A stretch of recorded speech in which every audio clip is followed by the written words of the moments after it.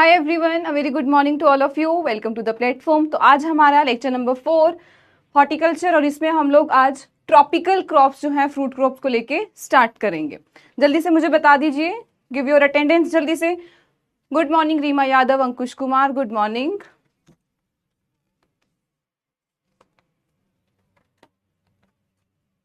चलिए, I hope आपने जो लास्ट 3 लेक्चर्स थे उसको आराम से ढंग से अच्छे तरीके से जो है याद कर लिए, जितनी भी उसमें इंपॉर्टेंट चीजें थी।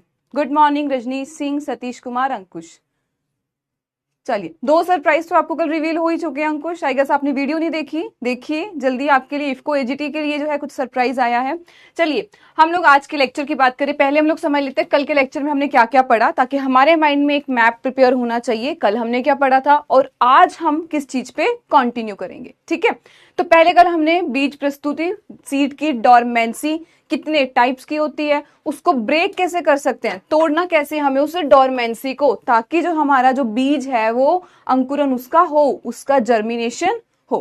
Good morning everyone, Gunjan, Amit, Pritesh, Shubham, good morning. Second, हमने क्लासिफिकेशन की थी उनके स्टोरेज बिहेवियर को लेके कि वो ऑर्थोडॉक्स सीड्स होगा या फिर रिकैल्सिट्रेंट सीड होगा। तीसरा आया था क्रायो प्रिजर्वेशन। एक ही स्लाइड पे 2 इंपॉर्टेंट हमने क्वेश्चंस पढ़े थे। पहला कि कितने टेम्परेचर पे कौन सी हम लोग जो है चीज यूज करते हैं, नाइट्रोजन को यूज करते हैं, कितने टेम्परेचर पे करते हैं। दूसरा, कौन सा हम इसमें क्रायो प्रोटेक्टेंट यूज करते हैं, हमने ये पढ़ा। इसका आंसर मुझे अभी बताइए, कौन सा हम लोग जो है क्रायो प्रोटेक्टेंट यूज करते हैं, कितने टेम्परेचर पे रखते हैं। गुड मॉर्निंग अभिषेक, ऋतिक, हर्ष, गुड मॉर्निंग। चलिए, दीजिए आंसर जल्दी से। -196, बहुत बढ़िया। किसको यूज करते हैं हम लोग?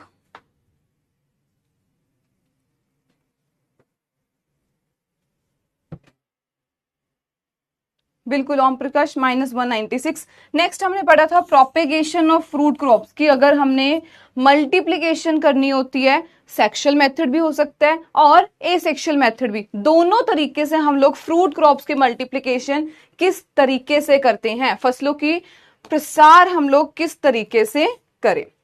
लास्ट पर बहुत इंपॉर्टेंट था जो कि था about PGR, plant growth regulators के बारे में हमने पढ़ा था, पौध वृद्धि नियामकों की भूमिका। अब ये था हमारा कल का लेक्चर। किसी को कोई डाउट है तो बिल्कुल पूछ लो, अदरवाइज हम लोग आज का लेक्चर बहुत इंपॉर्टेंट और लंबा भी है, तो हमें आज टाइमली उसको कंप्लीट करना है। बताइए। बिल्कुल, लिक्विड नाइट्रोजन को हम लोग यूज करते हैं। तो आज के सेशन में हम लोग बेसिकली 3 क्रॉप्स को टारगेट करने वाले हैं, जो कि है हमारी मैंगो,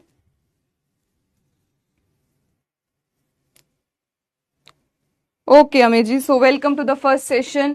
खूब मजा आने वाला है हॉर्टिकल्चर पढ़ने में।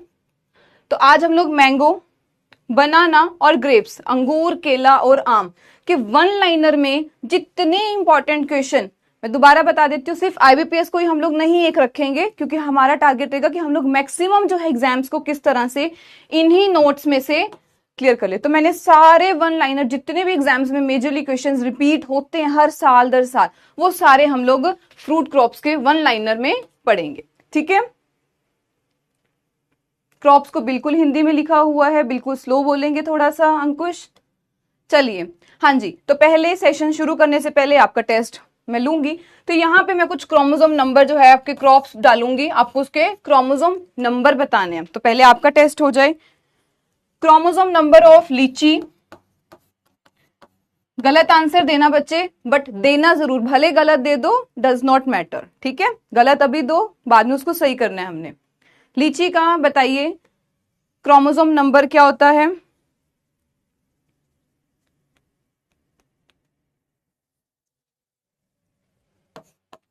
आड़ू में क्या होता है? सिट्रस में क्या होता है?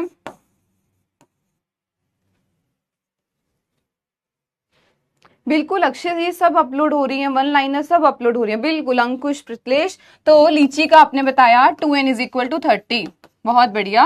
नेक्स्ट बताइए, पीच में कितना होता है, आड़ू में कितना रहता है?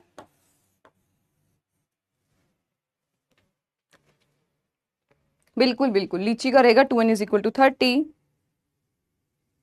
गुंजन ऋतिक ने आंसर बताया, सिट्रस का होगा 18, 2n इज इक्वल टू 18। कौन सी फैमिली है सिट्रस की? What is the family of citrus?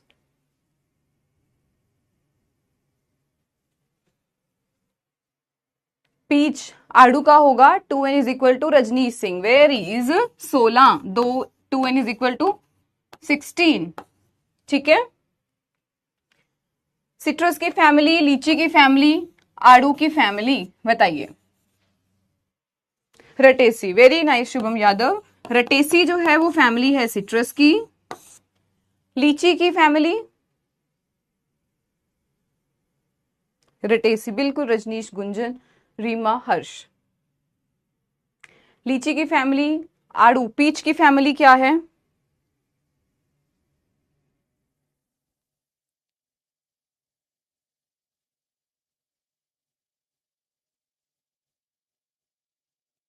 बिल्कुल गुंजन, यस। तो रोजेसी जो है वो फैमिली है पीच की। लीची की बात करें, बहुत सिंपल सी फैमिली है, yes, Sapindaceae. Sapindaceae is the family of litchi. एक दो और बताओ, मैंगो की फैमिली, मैंगो का क्रोमोसोम नंबर, मैंगो की फैमिली, क्रोमोसोम नंबर बताइए। बिल्कुल, पीच का रोजेसी रहेगा। पीच हो, पियर हो, प्लम हो, इसी के साथ तीन याद और कर लीजिए। पीच हो, पियर हो, प्लम हो, तीनों की फैमिली रहेगी रोजेसी। एप्पल हो, एप्पल की फैमिली भी रोजेसी। बिल्कुल यस, एनाकार्डियेसी जो है वो फैमिली है मैंगो की, एनाकार्डियेसी।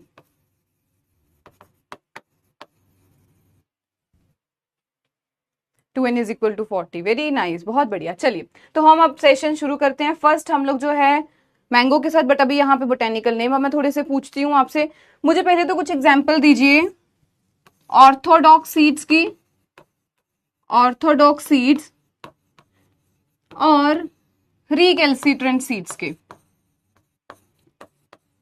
Orthodox and recalcitrant. और आंसर दीजिए कि इनमें से किस सीड को हम लोग लॉन्ग टर्म स्टोरेज के लिए यूज कर सकते हैं, मतलब हम उसको लॉन्ग टर्म स्टोर करके रख सकते हैं, बताइए।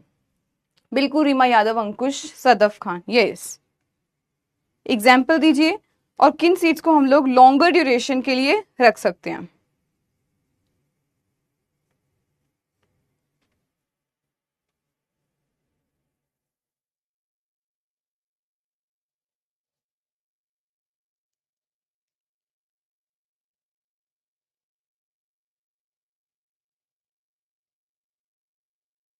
रिकैल्सिट्रेंट की एग्जाम्पल आती है मैंगो, मैंगो, सिट्रस,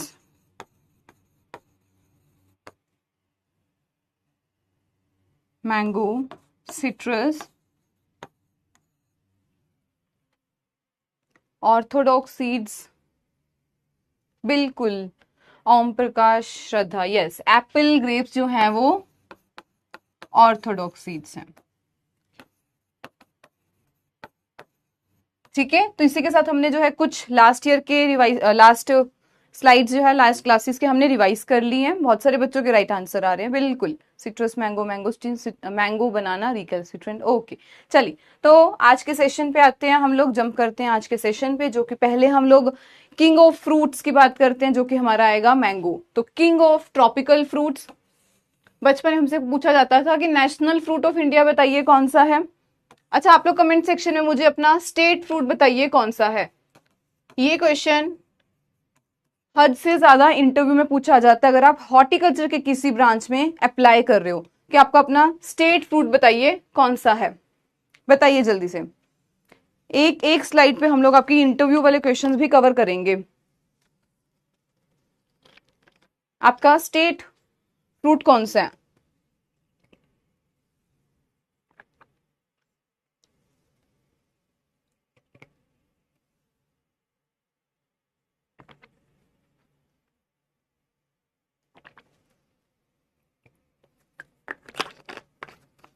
इसीलिए ओम प्रकाश अभी पूछ रही हूँ, इफ यू डोंट नो तो now let you know about your state fruit. आपका पता होना चाहिए आपका स्टेट फ्रूट है कौन सा, ठीक है। जिसको भी नहीं पता अपना देखिए आपका स्टेट फ्रूट कौन सा। और बहुत सारे बच्चों ने राइट आंसर दिया, मैंगो यूपी, बिल्कुल बेर है कईयों का, लीची है कईयों का, बहुत बढ़िया। यस, जैक फ्रूट छत्तीसगढ़ का, ठीक है। इसी के साथ अब अपनी इंटरव्यू माइंड में रखो। ऑफिसर बनना है तो आज से सोचो कि मुझे इंटरव्यू में कैसे बैठना है। इंटरव्यू सबसे बढ़िया चीज होती है जिसमें आपको अपने आप को बेस्ट दिखाने का मौका मिलता है कि मैं एक्चुअली हूं क्या, ठीक है। तो अभी से इंटरव्यू को माइंड में रखो। तो नेशनल फ्रूट ऑफ इंडिया कहते हैं, pride of India, pride fruit हमारा गर्व का जो है ये फ्रूट ये है, Hindustan fruit of India and symbol of love. जो क्वेश्चन पूछा था मैंजिफेरा इंडिका, बोटेनिकल नेम इसका, एनाकार्डियेसी फैमिली, और जिसका आप सबने बिल्कुल राइट आंसर दिया वो था chromosome number 2n is equal to 4x is equal to 40। Next देखते हैं, ओरिजिन बहुत इंपॉर्टेंट बनता है साउथ ईस्ट एशिया, जिसको कि हम लोग इंडो बर्मा भी कहते हैं।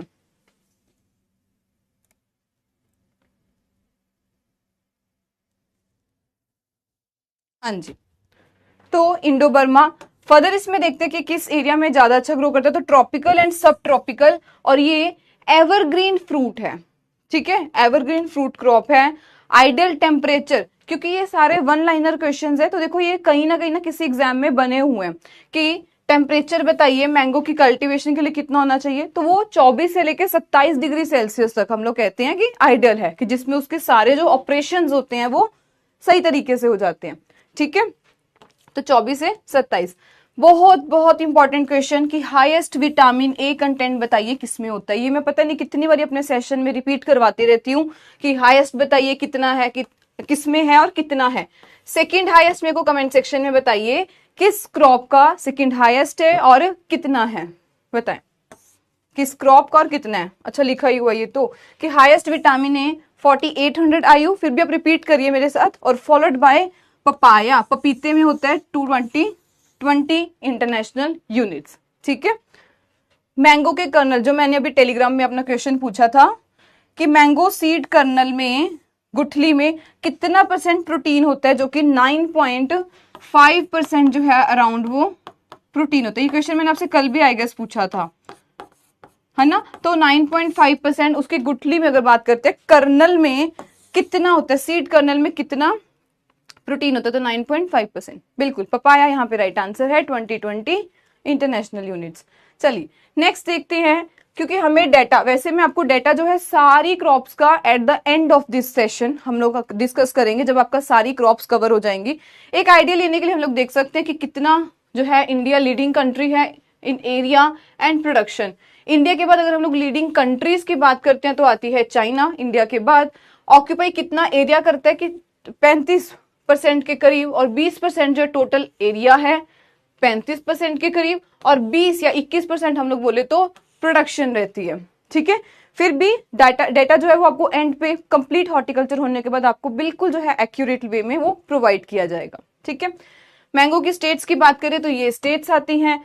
एम्परर अकबर, ये वाला क्वेश्चन वैसे पूछेगा नहीं, एम्परर अकबर वाला कभी क्वेश्चन नहीं देखने को मिला, बट हाँ हमारी नॉलेज के लिए हमें पता होना चाहिए, क्योंकि बिहार के दरभंगा में एक डेजिग्नेटेड एरिया जहां पे अकबर ने 1 लाख से ज्यादा जो है करीब 1 लाख मैंगो के ट्रीज लगाए थे, जिसको कि हम लोग लख बाग के नाम से जानते हैं। तो क्वेश्चन ये बन सकता है कि कहाँ पे लोकेटेड है, जो कि दरभंगा में है, और दरभंगा कहाँ है, बिहार में है। किस एम्परर ने लगाए थे, अकबर ने लगाए थे, ठीक है। आज तक वैसे क्वेश्चन ज्यादा आया नहीं है, पर हमें बस ये पता होना चाहिए कि लख बाग मतलब कि लख 1 लाख, तो वो अकबर ने लगाया दरभंगा में। नेक्स्ट मैंगो जो है, ये क्वेश्चन आपको बहुत बहुत इंपॉर्टेंट बनेगा। किस तरह की प्लॉइडी लेवल है, तो वो एलो पोलीप्लॉइडी, जिसको हम लोग एम्फी डिप्लॉइड भी कहते हैं। तो यहाँ पे 2n is equal to 4x is equal to 80। पर हमने पढ़ा था कि एक मैंगो की वेराइटी है जो कि एलो ऑक्टाप्लॉइड है, वो कौन सी थी, विलाय कोलंबन। तो जो विलाय कोलंबन वेराइटी है वो कैसी है, एलो ऑक्टाप्लॉइड, मतलब कि इसमें 8x आते हैं, तो 2n is equal to 8x जो कि 80। तो एक ही वेराइटी है मैंगो की जो कि एलो ऑक्टाप्लॉइड है। टोटल एडिबल स्पीसीज हम लोग मैंगो की बात करते हैं तो 60 स्पीसीज जो है वो अराउंड रिपोर्ट की गई थी। यहां से क्वेश्चन सिर्फ ये बनता है किसने रिपोर्ट की थी, तो वो थे कॉस्टरमैन एंड बॉम्पार्ड। तो ये क्वेश्चन आपके जैसे नेट के एग्जाम में ना ऐसे क्वेश्चन वो पूछते हैं कि बताइए मैंगो की जो क्लासिफिकेशन थी या जो एडिबल स्पीसीज डिवाइड की गई थी वो किसने रिपोर्ट की थी, तो वो जस्ट ये पूछेगा कि कॉस्टरमैन और बॉम्पार्ड ने ये रिपोर्ट की थी। ठीक है, तो हो सकता है क्योंकि अगर आईबीपीएस सीएफओ चाहे कि मेरे को अपना लेवल बहुत कॉम्प्लेक्स करना है हॉर्टिकल्चर को लेके, क्योंकि देखो हॉर्टिकल्चर ये सब्जेक्ट होता है कि जिसका कुछ नहीं पता होता कहाँ से किस भी तरह के क्वेश्चन आ सकते हैं। मैं मैंगो की बात करूं, मैंगो में करीब 1 लाख वेराइटीज है मैंगो की, उसमें से खाते हम लोग कम में है पर 1 लाख के करीब वेराइटीज है। तो बताइए, और जितने अब हाइब्रिड्स वगैरह डेवलप हो रहे हैं वो तो और ही नंबर इंक्रीज हो रहे हैं। तो बताइए, ये तो है नहीं कि हम लोग 1 लाख वेराइटीज के सारे नाम उनके क्रॉस को याद करने बैठ जाएंगे। इसीलिए हॉर्टिकल्चर एक ऐसा सब्जेक्ट है जितनी बार पढ़ोगे, क्योंकि इसमें इतने हाइब्रिड्स वेराइटीज आती हैं कि आपको याद करना कभी मुश्किल हो जाता है कि अर्का वाली जो वेराइटी है वो किस क्रॉप के साथ डील करती है ना। तो अगर उसने आईपीएस सीएफओ ने अपना लेवल थोड़ा सा कॉम्प्लेक्स करना हो तो आपसे सिर्फ ये पूछ सकता है कि बताइए ये जो है स्पीसीज किसने रिपोर्ट की थी, जो कि कॉस्टरमैन और बॉम्पार्ड ने की थी। ठीक है, नेक्स्ट स्लाइड हम लोग देखते हैं। हाँ जी, तो यहाँ पे कुछ वाइल्ड स्पीसीज, वाइल्ड जिनसे हमने कुछ ना कुछ करेक्टर लेके अपने फाइनल जो मैंगो स्पीसीज जो एडिबल हम लोग ढंग से खा पा रहे हैं वो डेवलप की है। ये चारों क्वेश्चन आए हुए हैं एग्जाम में, तो बहुत इंपॉर्टेंट टेबल है और सिर्फ मैं बहुत इंपॉर्टेंट वाले ही यहाँ पे लिख रही हूँ ताकि बहुत ज्यादा देखे हम लोग भी घबरा ना जाए। ठीक है, तो कौन सी इजिली पील्ड लाइक बनाना, जैसे बनाना को हम लोग छीलते हैं इस तरह से कौन सी वेराइटी है जिसको ऐसे हम लोग छील लेते हैं ढंग से, तो वो कौन सी है? Wild variety Mangifera pajang. बहुत बार ये क्वेश्चन आया हुआ है कि पील्ड लाइक बनाना कीवर्ड ये होता है, तो Mangifera pajang. Largest fruit among mango relative species. Second आते हैं कि जिसमें स्टोन नहीं होता, तो फ्री स्टोन मैंगो स्पीसीज कौन सी है? Similis. Resistant to anthracnose, laurina. और कौन सी पर्पल या फिर ब्लैक कलर की फ्रूट बियरिंग स्पीसीज है, तो वो आती है मैंजीफेरा कस्तूरी। तो ये चारों क्वेश्चंस ही बहुत इंपॉर्टेंट बनते हैं, मेरे साथ रिपीट करिए जल्दी से। पील लाइक बनाना कौन सी ऐसी वैरायटी जिसको हम लोग मैंगो जो है बनाना की तरह आराम से पील कर लेते हैं, तो वो है मैंजीफेरा पजांग। फ्री स्टोन वाली कौन सी है? सिमिलिस। रेजिस्टेंट टू एंथ्राकनोज, जिसमें एंथ्राकनोज की प्रॉब्लम नहीं आती, तो वो है लॉरिना। और जिसमें पर्पल या ब्लैक कलर होता है तो वो है कस्तूरी, मैंजीफेरा कस्तूरी। ठीक है, नेक्स्ट देखते हैं और क्या करेक्टर्स हैं मैंगो में। तो प्रोडक्शन ऑफ, हमने कल 3 क्रॉप्स के नाम पढ़े थे जो कि पॉलीएम्ब्रोनी शो करते हैं। जल्दी से मुझे भी इसके आंसर कमेंट सेक्शन में बता दो कि वो 3 क्रॉप्स कौन सी थी। पहली तो हमने यहाँ देख ली कि पहली आती है मैंगो, मैंगो में होती है पॉलीएम्ब्रोनी। हमने 2 क्रॉप्स और पढ़ी थी जिसमें पॉलीएम्ब्रोनी होती है, जल्दी से बताइए। तो पॉलीएम्ब्रोनी क्या होता है कि एक सीड जो है, एक से ज्यादा सीड्स का बनना सीडलिंग का फ्रॉम सिंगल सीड, तो उसको हम लोग कहते हैं पॉलीएम्ब्रोनी। क्वेश्चन आपका बहुत इंपॉर्टेंट बनेगा कि कौन सी वेराइटीज हैं जो कि पॉलीएम्ब्रोनिक है। ऐसा नहीं पूछेगा साउथ इंडियन या नॉर्थ इंडियन, ये मेजरली होता है कि जो साउथ इंडियन वाली वेराइटीज होती हैं वो पॉलीएम्ब्रोनिक होती है, मतलब उसमें मोर देन 1 एम्ब्रियोज होते हैं। बिल्कुल, हमारे पास आंसर आ गया गुंजन का, मैंगो, सिट्रस एंड जामुन। बहुत बढ़िया Ritik Yadav, yes, mango, citrus and jamun, very nice. Rajnish Singh, Akshay, yes. तो जो साउथ इंडियन की वेराइटीज हैं वो अक्सर पॉलीएम्ब्रोनिक होती है, ट्रू टू टाइप सीडलिंग तो होते ही हैं। अब जो नॉर्थ इंडियन की वेराइटीज होती हैं वो मोनोएम्ब्रोनिक, कि उसमें सिंगल एम्ब्रियो होता है। वेजिटेटिव प्रोपेगेशन हम उसमें करते हैं। अभी वेजिटेटिव प्रोपेगेशन क्या होती है, सेक्सुअल रिप्रोडक्शन क्या होती है, हमने ये अच्छी तरह से बेसिक्स ऑफ हॉर्टिकल्चर में कंप्लीट कर लिया। ठीक है, पिट साइज जो है जब हम लोग इसका स्टार्ट करते हैं तो वहां पे हमें पिट साइज कितना बनाना होता है, ये बिल्कुल सिंपल सा क्वेश्चन है पर कई बार हम ये गलत कर देते हैं, इसलिए यहाँ पे मैंने स्पेसिफिक इसका एक 1 लाइनर आपको प्रोवाइड किया कि ये 1 × 1 × 1, जब हम लोग वो पिट खोदेंगे तो वो 1 × 1 × 1 पे होनी चाहिए, मतलब कि 1 मीट्रिक क्यूब का। ट्रेनिंग जो हम लोग करते हैं, कटाई छटाई वाला जो काम होता है, प्रूनिंग करना, ट्रेनिंग करना, तो जो ट्रेनिंग है वो हम लोग 2 से 3 साल के प्लांट में करते हैं ताकि जितनी एफिशिएंसी से उसको सनलाइट मिल सके, न्यूट्रिशन के लिए कंपटीशन ना हो, ताकि हमारा जो प्लांट डेवलप हो रहा है वो अच्छा डेवलप हो, हमें फ्रूटिंग जो है अच्छी मिले फ्रूट्स की। तो कन्वेंशनल सिस्टम हम लोग बेसिकली कौन सा यूज करते हैं? Square system. स्क्वायर में स्पेसिंग क्या रहती है? 10 × 10। 10 × 10 का मतलब कि 100 प्लांट्स हमारे पर हेक्टेयर में अकोमोडेट होते हैं। ठीक है, उसके बाद इंटरक्रॉपिंग, क्योंकि हमें पता है बाग को एस्टेब्लिश होने में, मैंगो कोई छोटा प्लांट तो है नहीं या स्मॉल वुड वाला है प्लांट, उसकी इतनी बड़ी ट्रंक है, तो उसको एस्टेब्लिश होने में बहुत टाइम लग जाता है। करीब करीब पहले 5-6 साल तो उसकी यील्ड हमें मिलती भी नहीं है, बहुत ज्यादा तो बिल्कुल भी नहीं एक्सपेक्ट कर सकता फार्मर।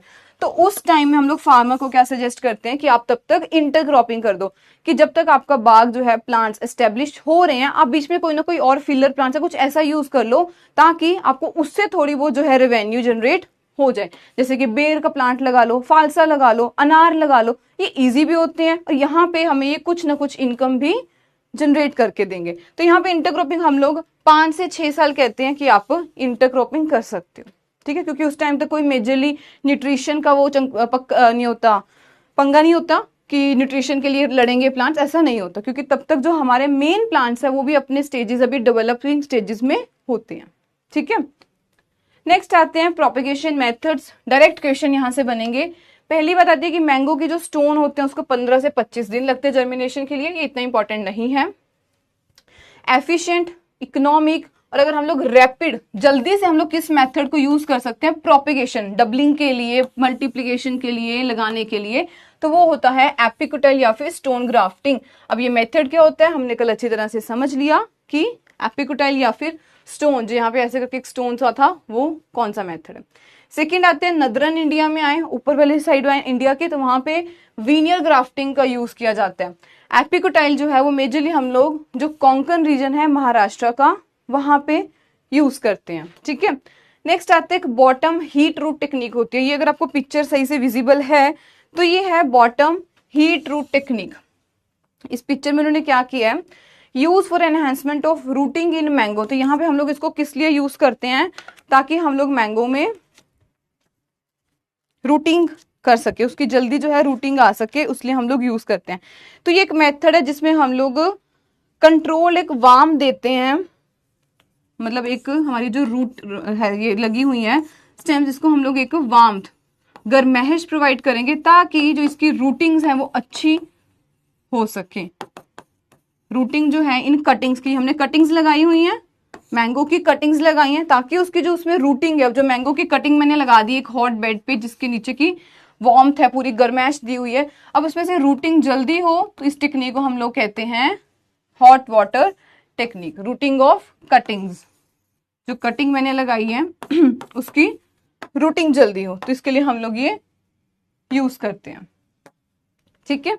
और यहां से जो क्वेश्चन बनता है वो यही है कि किसने दिया था, तो रेड्डी वैसे आता है, रेड्डी एंड मजूमदार ने दिया था, जो कि IARI न्यू दिल्ली, ठीक है। तो ये क्वेश्चन हमारा बनता है कि बॉटम हीट रूट टेक्निक जो है वो किसने दी थी। नेक्स्ट क्वेश्चन देखते हैं। तो यहाँ पे अब आगे हमारे पास वैरायटी, और ये वैरायटीज बहुत इंपॉर्टेंट है। पॉलीएम्ब्रोनिक वैरायटी कौन सी है जो हम लोग सदर्न इंडिया में कहते हैं लगाते हैं, तो वो आती है गोवा, पुरकुरन, अलौर, चंद्रकरण, बेलेरी, बप्पा के। यहीं पे मैं आपसे क्वेश्चन पूछूंगी, और ये मेरे से इंटरव्यू में पूछा गया था कि बताइए मैंगो की कौन सी वैरायटी है जो सबसे पहले आती है, जब हम लोग इसका फ्रूटिंग सीजन की बात करते हैं ना, सबसे पहले कौन सी मैंगो की वैरायटी आती है। और वो अगर हिंट दे दूं तो बेसिकली वो आंध्र प्रदेश में जो है वो सबसे पहली वैरायटी आती है। अगर किसी को पता है तो जल्दी से आंसर दीजिए, जल्दी से बताइए।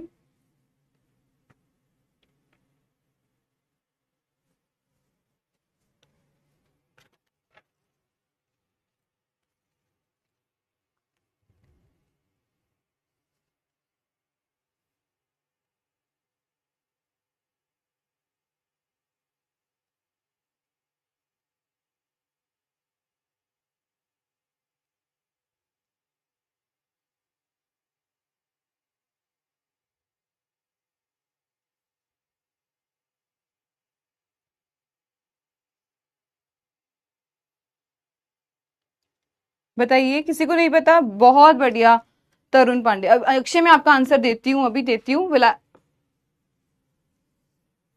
एक बार और सोच लीजिए कौन सी वैरायटी है आंध्र प्रदेश में सबसे पहले आती है।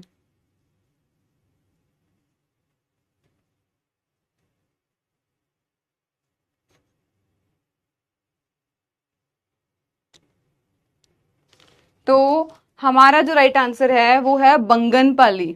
बहुत इंपॉर्टेंट क्वेश्चन है ये, वैसे मैंने कहीं मेंशन भी किया होगा, पर हमें पता होना चाहिए कि जो बंगन पाली वाली जो वेराइटी है कहाँ पे आती है। उन्होंने सिर्फ मुझे इतना हिंट दिया था कि बताइए मैंगो में कौन सी वेराइटी सबसे पहले आती है, तो मुझे ये पता था कि जो आंध्र प्रदेश में सबसे जो पहले वेराइटी आती है तो वो है, मतलब कि ओवरऑल बात करें तो बंगन पाली है, जो कि आंध्र प्रदेश में सबसे पहले आती है। बिल्कुल गुंजन, श्रद्धा, अंकुश कुमार, आम्रपाली नहीं है, इसका आंसर बंगन पाली जो है वो है वेराइटी। ऐसे छोटे छोटे क्वेश्चन ही आपसे इंटरव्यू में पूछेगा वो, और प्री मेंस में भी ऐसे क्वेश्चन ही आएंगे। नेक्स्ट देखते हैं, तो बप्पा काय इज द बेस्ट पॉलीएम्ब्रोनिक वैरायटी की बात करें, पहली बात बहुत इंपॉर्टेंट बनता है पॉलीएम्ब्रोनिक वैरायटीज को याद करना कौन सी हैं। नेक्स्ट बात है कि बप्पा काय जो है वो बेस्ट है polyembryonic rootstock for Neelam cultivar. Heading back हम लोग करते हैं मैंगो में नवंबर दिसंबर में। कल हमने पढ़ा था कि हेडिंग बैक क्या होता है, थिनिंग आउट। जब हमारा ये ट्री लगा हुआ है, अगर हम सिर्फ उसके ऊपर ऊपर पोर्शन से काट रहे हैं तो दिस इज हेडिंग बैक। तो वो हम लोग करते हैं किस टाइम में करते हैं, नवंबर दिसंबर में करते हैं। प्रूनिंग का टाइम साउथ इंडिया में देखेंगे तो वो अगस्त सितंबर के करीब होता है। क्वेश्चन आपका बनेगा कि फ्लावर की जो बर्ड्स होती है मैंगो में किस पे आती है, ओल्ड सीजन की बर्ड है या फिर करंट सीजन। मतलब क्या होता है मैं आपको समझाती हूँ। जैसे ये अगर मैंगो का प्लांट है तो उसकी जो टहनी पे भी नई नई बर्ड्स आई हैं, जो फ्लावर है वो उस बर्ड पे आएंगे या फिर जो पुरानी बर्ड थी उस पे आ सकते हैं। तो मैंगो के केस में ओल्ड सीजन जो ग्रोथ होती है वही बर्ड कैरी ऑन करती है, और फ्लावरिंग पीरियड इसका 2 से 3 हफ्ते का रहता है। तो इसमें जो जो इंपॉर्टेंट थे मैंने इसको सर्कल कर दिया कि कौन कौन से बहुत ज्यादा इंपॉर्टेंट है। नेक्स्ट फ्लावर्स की बात करें, सारे ये एक एक आपका क्वेश्चन है। नंबर ऑफ फ्लावर्स ये भी एग्जाम में आता है, कितना होता है। इनफ्लोरेसेंस की टाइप क्या होती है, पुष्पक्रम का प्रकार कौन सा है, तो टर्मिनल पेनिकल। पेनिकल जो है वो इसकी इन्फ्लोरेसेंस होती है। टर्मिनल मतलब कि वो जो बर्ड्स होते हैं वो टर्मिनल पोर्शन पे आगे आगे लगे होते हैं, ठीक है, तो उसको हम लोग क्या कहेंगे, टर्मिनल पेनिकल है। ये था। नेक्स्ट अब एक क्वेश्चन बनता है बंगन पाली, बिल्कुल राइट आंसर है। तो टर्मिनल पेनिकल मतलब कि ये स्टेम के आगे जो पोर्शन है वहां पे लगे होते हैं। पेनिकल तो इसकी इन्फ्लोरेसेंस है ही है। इस पे मैंने दिखाया नहीं वैसे, नेक्स्ट इसमें दिखाती हूँ। टाइप ऑफ फ्लावर बहुत इंपॉर्टेंट बनता है कि बताइए किस तरह के जो फ्लावर्स हैं वो प्रेजेंट होते हैं। तो मैंगो में मेल फ्लावर्स भी हैं और हर्मेफ्रोडाइट भी। मेल तो हमें समझ आ गया, मतलब कि अब मेल की जगह वो आपको स्टेमिनेट दे सकते हैं। स्टेमिनेट क्या होता है, स्टेमन जिसमें प्रेजेंट है। स्टेमन किस में प्रेजेंट होता है, मेल पार्ट में। तो मेल और हर्मेफ्रोडाइट, हर्मेफ्रोडाइट मतलब कि द्विलिंग भी, मेल भी होगा और फीमेल भी होगा। तो इस तरह से हम लोग देख सकते हैं ये मैंगो का फ्लावर, यहाँ पे पिस्टिल भी प्रेजेंट है, स्टेमन भी प्रेजेंट है, स्टेमिनोइड। तो ये सब कुछ जो है मतलब कि ये एक हर्मेफ्रोडाइट, अगर आपको ये साइन से समझ आ रहा है कि ये एक मेल एंड फीमेल, तो ये एक हर्मेफ्रोडाइट प्लांट है। तो मैंगो में मेल फ्लावर्स भी होंगे, मतलब कि स्टेमिनेट भी होंगे, और जो है हर्मेफ्रोडाइट फ्लावर है। तो ये क्वेश्चन आपसे पूछ सकते हैं कि किस तरह के फ्लावर्स होते हैं। पॉलिनेशन की बात करें तो क्रॉस पॉलिनेशन होती है। केजिंग टेक्निक, इस पिक्चर में देखिए ये केजिंग की टेक्निक होती है। ऐसे हम लोग प्लांट को कवर करके रख देते हैं ताकि अगर हमने प्लांट में, हमें पता है यहाँ पे क्या हो रही है, क्रॉस पॉलिनेशन। अगर हमें प्लांट में क्रॉस पॉलिनेशन और हमें कहीं से पिस्टिल जो है, स्टेमन जो है, पोलन नहीं लेके आना, तो हम लोग क्या करते हैं उसमें केजिंग टेक्निक, मतलब किस तरह से हम लोग उसको प्लांट को एक पर्दे में बंद कर देंगे। और वो पर्दा ऐसा होगा कि जहां पे इंसेक्ट प्रूफ है, क्योंकि अगर इंसेक्ट चला गया तो फिर तो पॉलिनेशन हो गई ना, है ना। अगर इंसेक्ट चलेगा तो हमारी पॉलिनेशन तो होगी, पर अगर हमें सेल्फ पॉलिनेशन करानी है तो ये हम लोग करते हैं केजिंग टेक्निक मैंगो में, ताकि जो अंदर वाला स्टेमन है, जो अंदर वाला पोलन है, वही पिस्टिल को फर्टिलाइज कर दे, ठीक है। तो इंसेक्ट प्रूफ हम लोग नेट यूज करते हैं इसमें केजिंग टेक्निक में, ताकि हम लोग जो है इसमें सेल्फ पॉलिनेशन करा सके। क्वेश्चन सिर्फ इतना बनता है कि ये किसने दी थी, तो केजिंग टेक्निक है। मैंने आपको केजिंग टेक्निक क्या होता है, क्योंकि कुछ सेल्फ इनकम्पेटिबल वेराइटीज होती हैं, तो ताकि वो भी जो है बियरिंग में आ सके, तो हम लोग ये केजिंग टेक्निक करते हैं।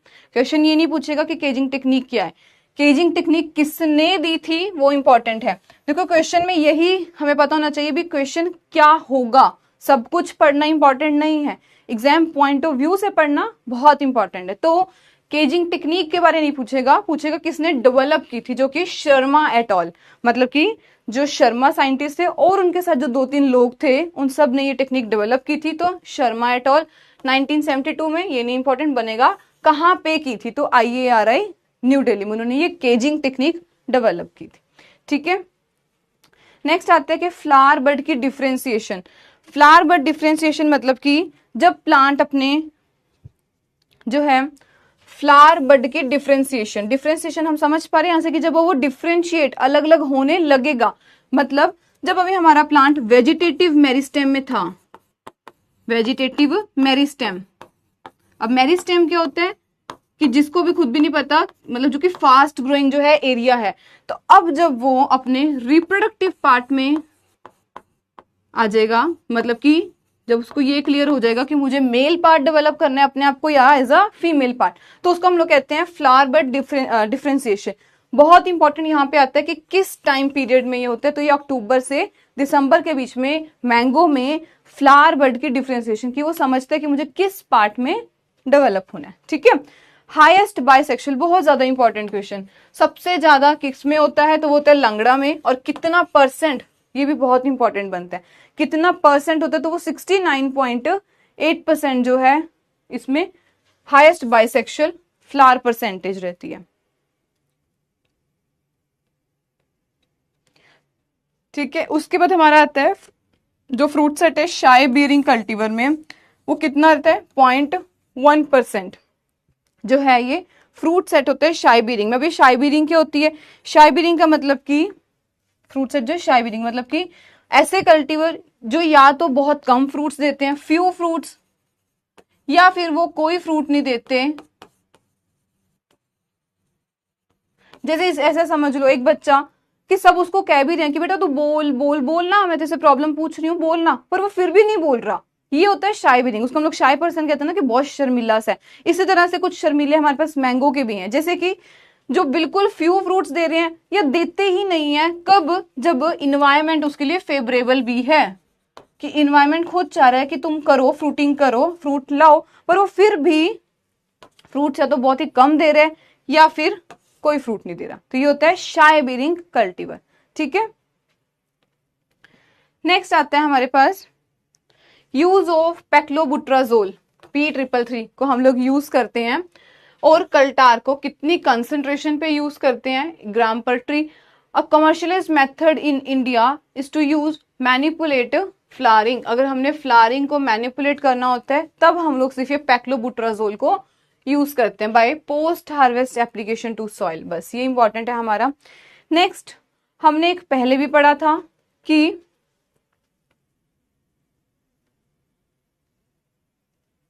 बिल्कुल 1 या 2 फ्रूट देते हैं, तो हमने एक पहले भी पढ़ा था स्मजिंग, जो मैंने रिपीट भी किया था सेकंड सेशन में हमारे सेकंड में। यस, तो स्मजिंग क्या होती है, इस पिक्चर में अगर आपको विजिबल हो, एक मिनट ये आ गया बीच में, तो ये देख सकते हो यहाँ पे उन्होंने कुछ मैटर रखा है जिसको उसने बर्न कर दिया, और यहां से हमें आ रहा क्या रिलीज हो रहा है, स्मोक। स्मोक में क्या है, इथाइलिन गैस प्रेजेंट है। इथाइलिन गैस क्या कोज करेगी, वो फ्लारिंग करवा देगी, कि वो इथाइलिन गैस रिलीज होगी तो उससे क्या होगा, इंड्यूस फ्लारिंग। तो स्मजिंग ये हम लोग कहते हैं, smudging is done to flowering को इंड्यूस करना। और पेस्ट तो चलो बाद की बात है, बट हमारा जो मेजर होता है वो होता है कि हमें फ्लारिंग इंड्यूस करनी है। तो आप देख सकते हो इसी ट्री के, मैंगो के ट्री के नीचे ही हम लोग यहाँ पे स्मोकिंग कर देते हैं। ठीक है। तो यह है स्मोकी फायर, ट्री कैनपी के नीचे, ट्री कैनपी के नीचे हम लोग स्मोकिंग कर देते हैं, एंड अलाउ स्मोक कि वो कुछ देर के लिए जो उसके फॉलिएज से पास होके निकले। मतलब कि ऑब्वियसली बात है, अगर नीचे उसकी स्मेल तो रहेगी ना जब तक वो भी जल रहा है, और उसके कुछ 2-3 दिन तक भी उसकी स्मेल जो होगी स्मोक की वो रहेगी। अब ये स्मजिंग टेक्निक क्वेश्चन आता है कि किसने कहाँ डेवलप की थी, प्रैक्टिस की जाती है फिलीपींस में, ताकि हम लोग वहां पे फ्लारिंग जल्दी ले सके। ठीक है, अर्ली फ्लारिंग इंड्यूस करने के लिए हम लोग स्मजिंग टेक्निक करते हैं। ठीक है।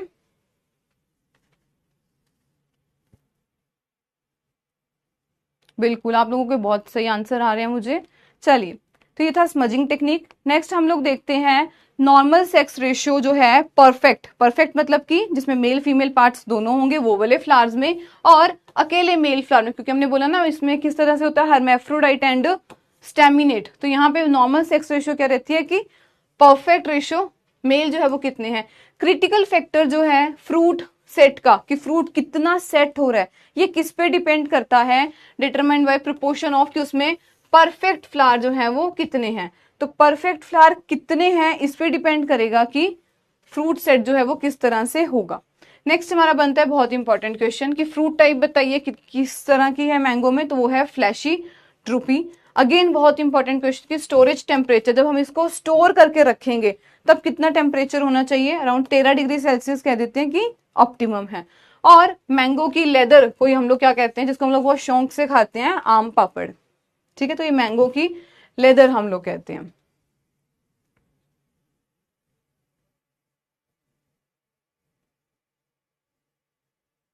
स्मोक हम लोग बेसिकली अंकुश उसमें जैसे कुछ भी लीव्स आ गए, कुछ भी जो हमारे आसपास पड़ा होगा ना प्लांट के, उससे हम लोग स्मोक जनरेट कर देंगे। हमारा जो अल्टीमेट पर्पस है वो है कि हमें इथाइलिन गैस प्रोड्यूस करनी है ताकि वो कर सके फ्लावरिंग इंड्यूस, अर्ली फ्लावरिंग जो है वो इंड्यूस कर सके। मैं आपको बता देती हूँ P333 क्या है, उसी को वैसे पैक्लोबुट्राजोल भी कहते हैं। हमने इसका पीछे भी फंक्शन पढ़ा कि क्या होता है, कि ये कमर्शियलाइज मेथड है जिससे हम लोग फ्लावरिंग को ही मैनिपुलेट करते हैं। क्योंकि देखो हमें कई बार क्या होता है, सिर्फ अगर स्मोकिंग से इंड्यूस नहीं हो रही तो हमें कुछ ना कुछ तो और सब्सटेंस भी डालना पड़ेगा ना, तो यहाँ पे उसके लिए हम लोग पैक्लोबुट्राजोल और लिखा है ना, और तो P333, ठीक है, ये भी यूज कर लेते हैं। या फिर कल्टार की कंसेंट्रेशन कितनी है, ये 1.252 इतनी जो है ग्राम पर AI हम लोग यूज कर सकते हैं, ठीक है।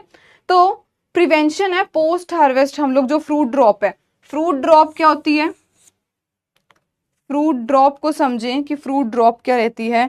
प्री हार्वेस्ट फ्रूट ड्रॉप मतलब कि प्री मेच्योर एब्सिशन होना, प्री मेच्योर कि अभी वो मेच्योर भी नहीं हुआ था ढंग से, वो एब्सिशन उसका टूट जाना, तो ये प्री मेच्योर जो एब्सिशन हो रही है फ्रूट क्रॉप्स की, फ्रूट की शेडिंग हो रही है बिफोर ऑफ फ्रूट, बिफोर अभी उसको हमने हार्वेस्ट करने से पहले,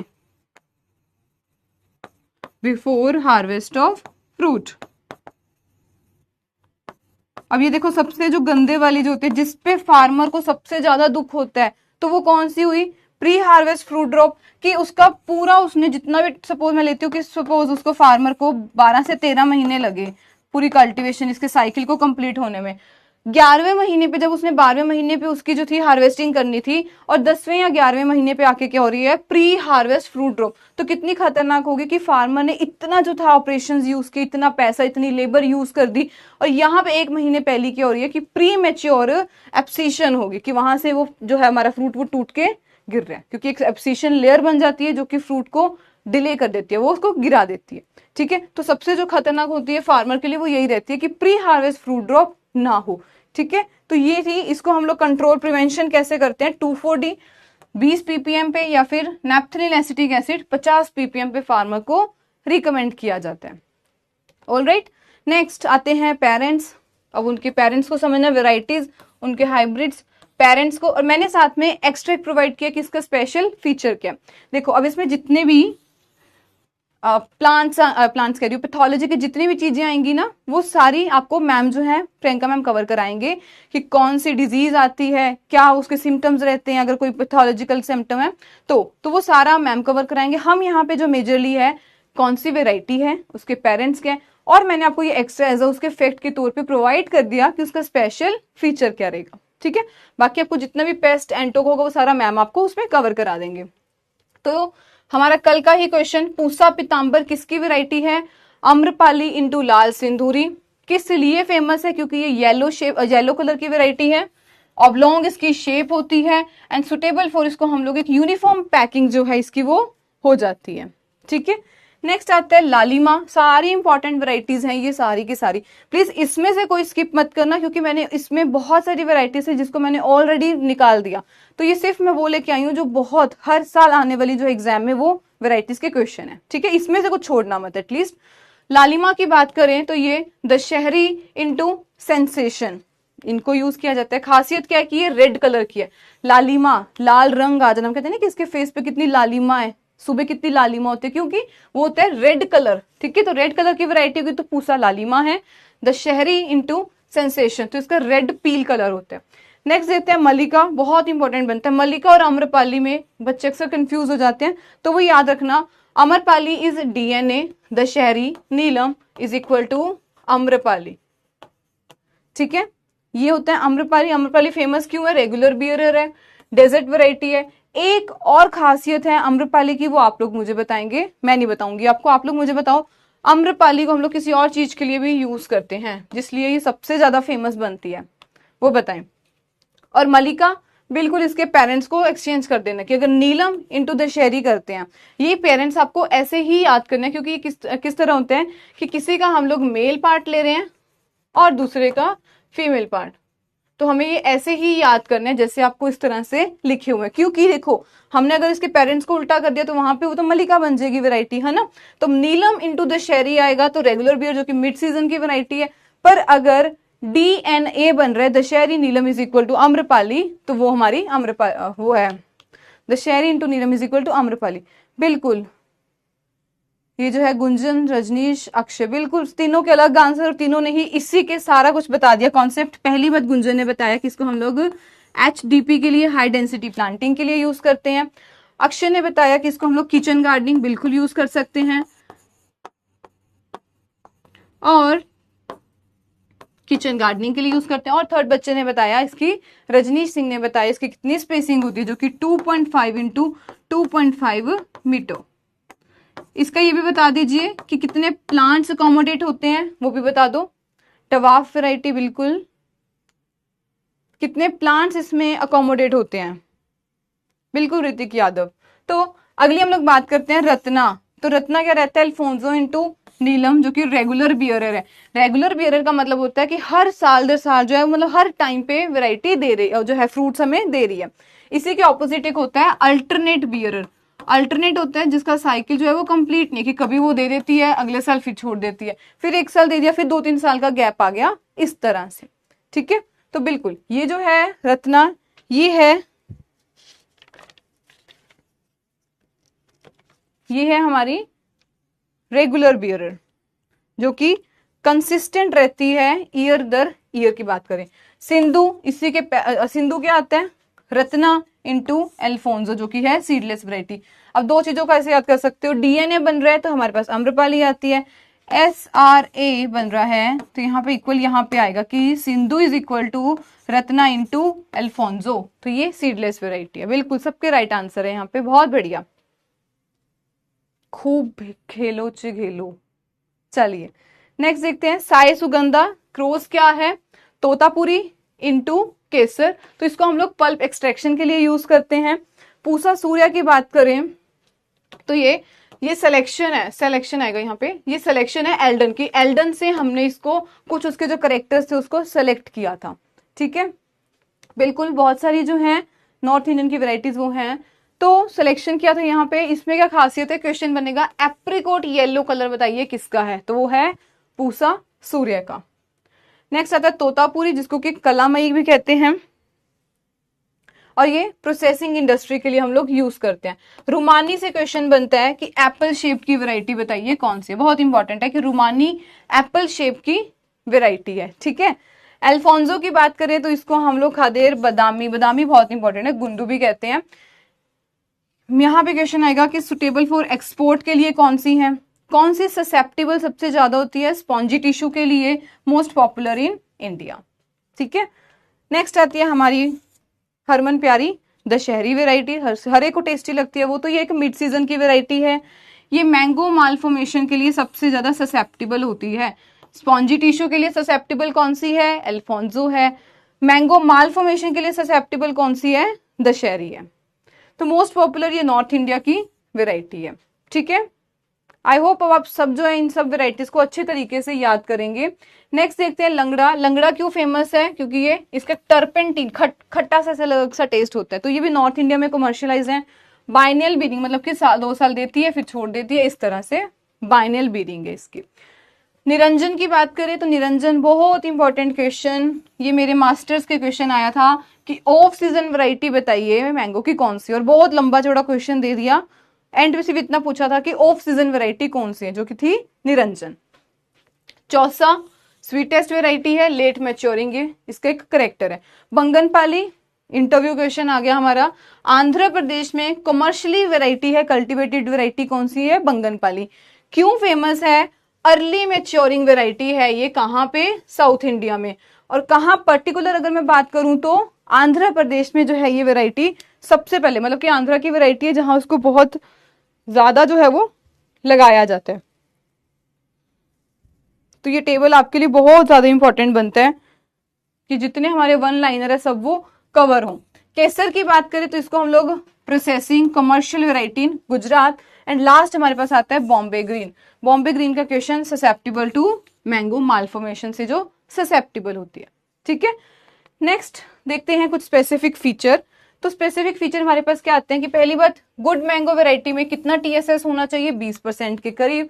जो पूसा सूर्या हमने बताया कि ये एल्डन की सिलेक्शन है, कहां से आई थी, ब्राजील से आई थी 1981 में। कहां पे, IARI न्यू दिल्ली में आई थी। नेक्स्ट एक बहुत इंपॉर्टेंट क्वेश्चन बनता है कि अगर हम लोग चाहते हैं कि हम लोग इंटरनेशनल मार्केट में मतलब हमारी किस मैंगो की वैरायटी की ज्यादा डिमांड रहती है, तो वो है कैंट, टॉमी एटकिंस, अल्फोंसो और केसर वैरायटी। तो इनकी जो है इंटरनेशनल मार्केट में हाई डिमांड रहती है। नॉर्थ इंडियन की वैरायटी जैसा कि अभी अक्षय ने बताया वो अल्टरनेट बियरर है, मतलब कुछ टाइम दे दिया फिर नहीं देती, एक साल दे दिया एक साल नहीं देती, तो जो इनकंसिस्टेंसी हमें फ्रूटिंग देती है। हैवी बीयरिंग हमें एक साल दे दी, हैवी बीयरिंग दे देगी मतलब कि हैवी फ्रूटिंग दे देगी एक साल में, और कुछ साल फिर या तो नहीं देती है, थोड़ा बहुत कम देती है, जिसमें फ्लावरिंग ही नहीं होती इंड्यूस, तो इसमें अगले साल हमें फ्यू फ्रूट्स देती है। इसको हम लोग कहते हैं कि अल्टरनेट बियरर। इसकी एग्जांपल्स बहुत ज्यादा इंपॉर्टेंट बनती है। कौन सी दो वेराइटी है, कौन सी वेराइटी है जो अल्टरनेट बियर है, तो ये हमारे पास आएगी लंगड़ा एंड दशहरी। आप लोग अपनी भी फेवरेट वेराइटी का नाम बताओ, मैंगो की कौन सी फेवरेट वेराइटी है। नेक्स्ट हम लोग देखते हैं ऑफ सीजन की वेराइटी, जिसमें हमने पढ़ा रुमानी, बेंगलोरा, नीलम। ठीक है, ऑफ सीजन है। रेगुलर बियरर की वेराइटी कौन सी है, बेंगलोरा, नीलम, रत्ना, सिंधु, तोतापुरी। ऑफ सीजन की वेराइटी पढ़े हम लोग कौन सी है, निरंजन, यहाँ पे मिस हो गई थी तो निरंजन। म्यूटेंट, अच्छा ये क्वेश्चन बहुत बारी बनता है कि रोजिका जो है वो कौन सी है, रोजिका म्यूटेंट वेराइटी है, ये क्वेश्चन आपसे बनेगा, रोजिका म्यूटेंट वेराइटी है। कौन सी मैंगो की वेराइटी है जिसको हम लोग कैनिंग पर्पस के लिए यूज करते हैं, कि हम लोग उसको जो है मीठे में स्टोर करने के लिए लॉन्ग टाइम के लिए रखते हैं, तो वो है अल्फोंसो। मोस्ट सुटेबल वेराइटी जो है कौन सी है वो कैनिंग के लिए, अल्फोंसो एंड दशहरी। तो यहाँ पे हमने 3 से 4 क्वेश्चन बढ़िया बढ़िया कर लिए। ऑफ सीजन कौन सी है, निरंजन, दोबारा से हमने पढ़ लिया। म्यूटेंट कौन सा है, रोजिका, जो रोजिका वेराइटी है वो म्यूटेंट वेराइटी है मैंगो की। कैनिंग के लिए हम लोग दशहरी और अल्फोंसो को यूज करते हैं, पर्टिकुलरली अल्फोंसो को हम लोग सबसे ज्यादा यूज करते हैं। रेगुलर बियरर कौन सी है, ये भी हमने कवर कर लिया। फाइनली अब हमारा सेकेंड जो है बनाना यूज हो स्टार्ट हो रहा है। टीएसएस मैंने बताया ना श्रद्धा, अच्छा फुल फॉर्म पूछ रहे थे, ओके ओके। अच्छा आप सबकी लंगड़ा फेवरेट है, अक्षय की मालडा, रजनीश की भी मालडा, ठीक है। चलिए so let's start with the second crop जो कि है बनाना, और थर्ड हमें ग्रेप्स करनी है। ठीक है, तो चलिए स्टार्ट करते हैं। बनाना को एंटीक फ्रूट कहते हैं, बहुत इंपॉर्टेंट, ट्री ऑफ विजडम इसको कहेंगे, या फिर ट्री ऑफ पैराडाइज, स्वर्ग का ट्री इसको कहते हैं। एडम्स फिग कहेंगे, प्लांट ऑफ वर्च्यू कहेंगे, या फिर एप्पल ऑफ पैराडाइज। तो ये सारे देख लो, पैराडाइज विजडम वाले जो हैं वो सब बनाना से रिलेटेड है। कल्पत्रु का मतलब क्या होता है, प्लांट ऑफ वर्च्यू, जी हाँ लिखा है। कल्पत्रु का मतलब कि प्लांट ऑफ वर्च्यू, पुण्य का पौधा। ठीक है, एक बारी बारी वर्ड आएगा, प्लांटेन प्लांटेन प्लांटेन। तो प्लांटेन का मतलब क्या होता है, कुकिंग बनाना, जो कुकिंग बनाना होता है हम उनको प्लांटेन कहते हैं। हिल प्लांटेन हो गया, इस तरह से। किस इन्वायरमेंट में सबसे ज्यादा ग्रो करता है, ये तो ह्यूमिड ट्रॉपिकल क्रॉप है, ये श्रब है। किस तरह से है, मोनोकॉटिलिडन है, सिंगल कॉटिलिडन इसमें होगा। मोनोकार्पिक हर्बेशियस पेरेनियल हर्ब है, ये श्रब है। मोनोकार्पस, ठीक है, तो मोनोकार्पस क्या होता है, मतलब कि दशहरी देसी वैरायटी। अरे मेरे को अच्छी नहीं लगती मैंगो, मेरा फेवरेट ही नहीं है। चलो तो यहां देखते हैं, मोनोकार्पिक का मतलब कि एक साल फ्रूट दे दिया उसके बाद ये डाई हो जाता है। तो जो प्लांट्स हैं, flowering bear fruit only once,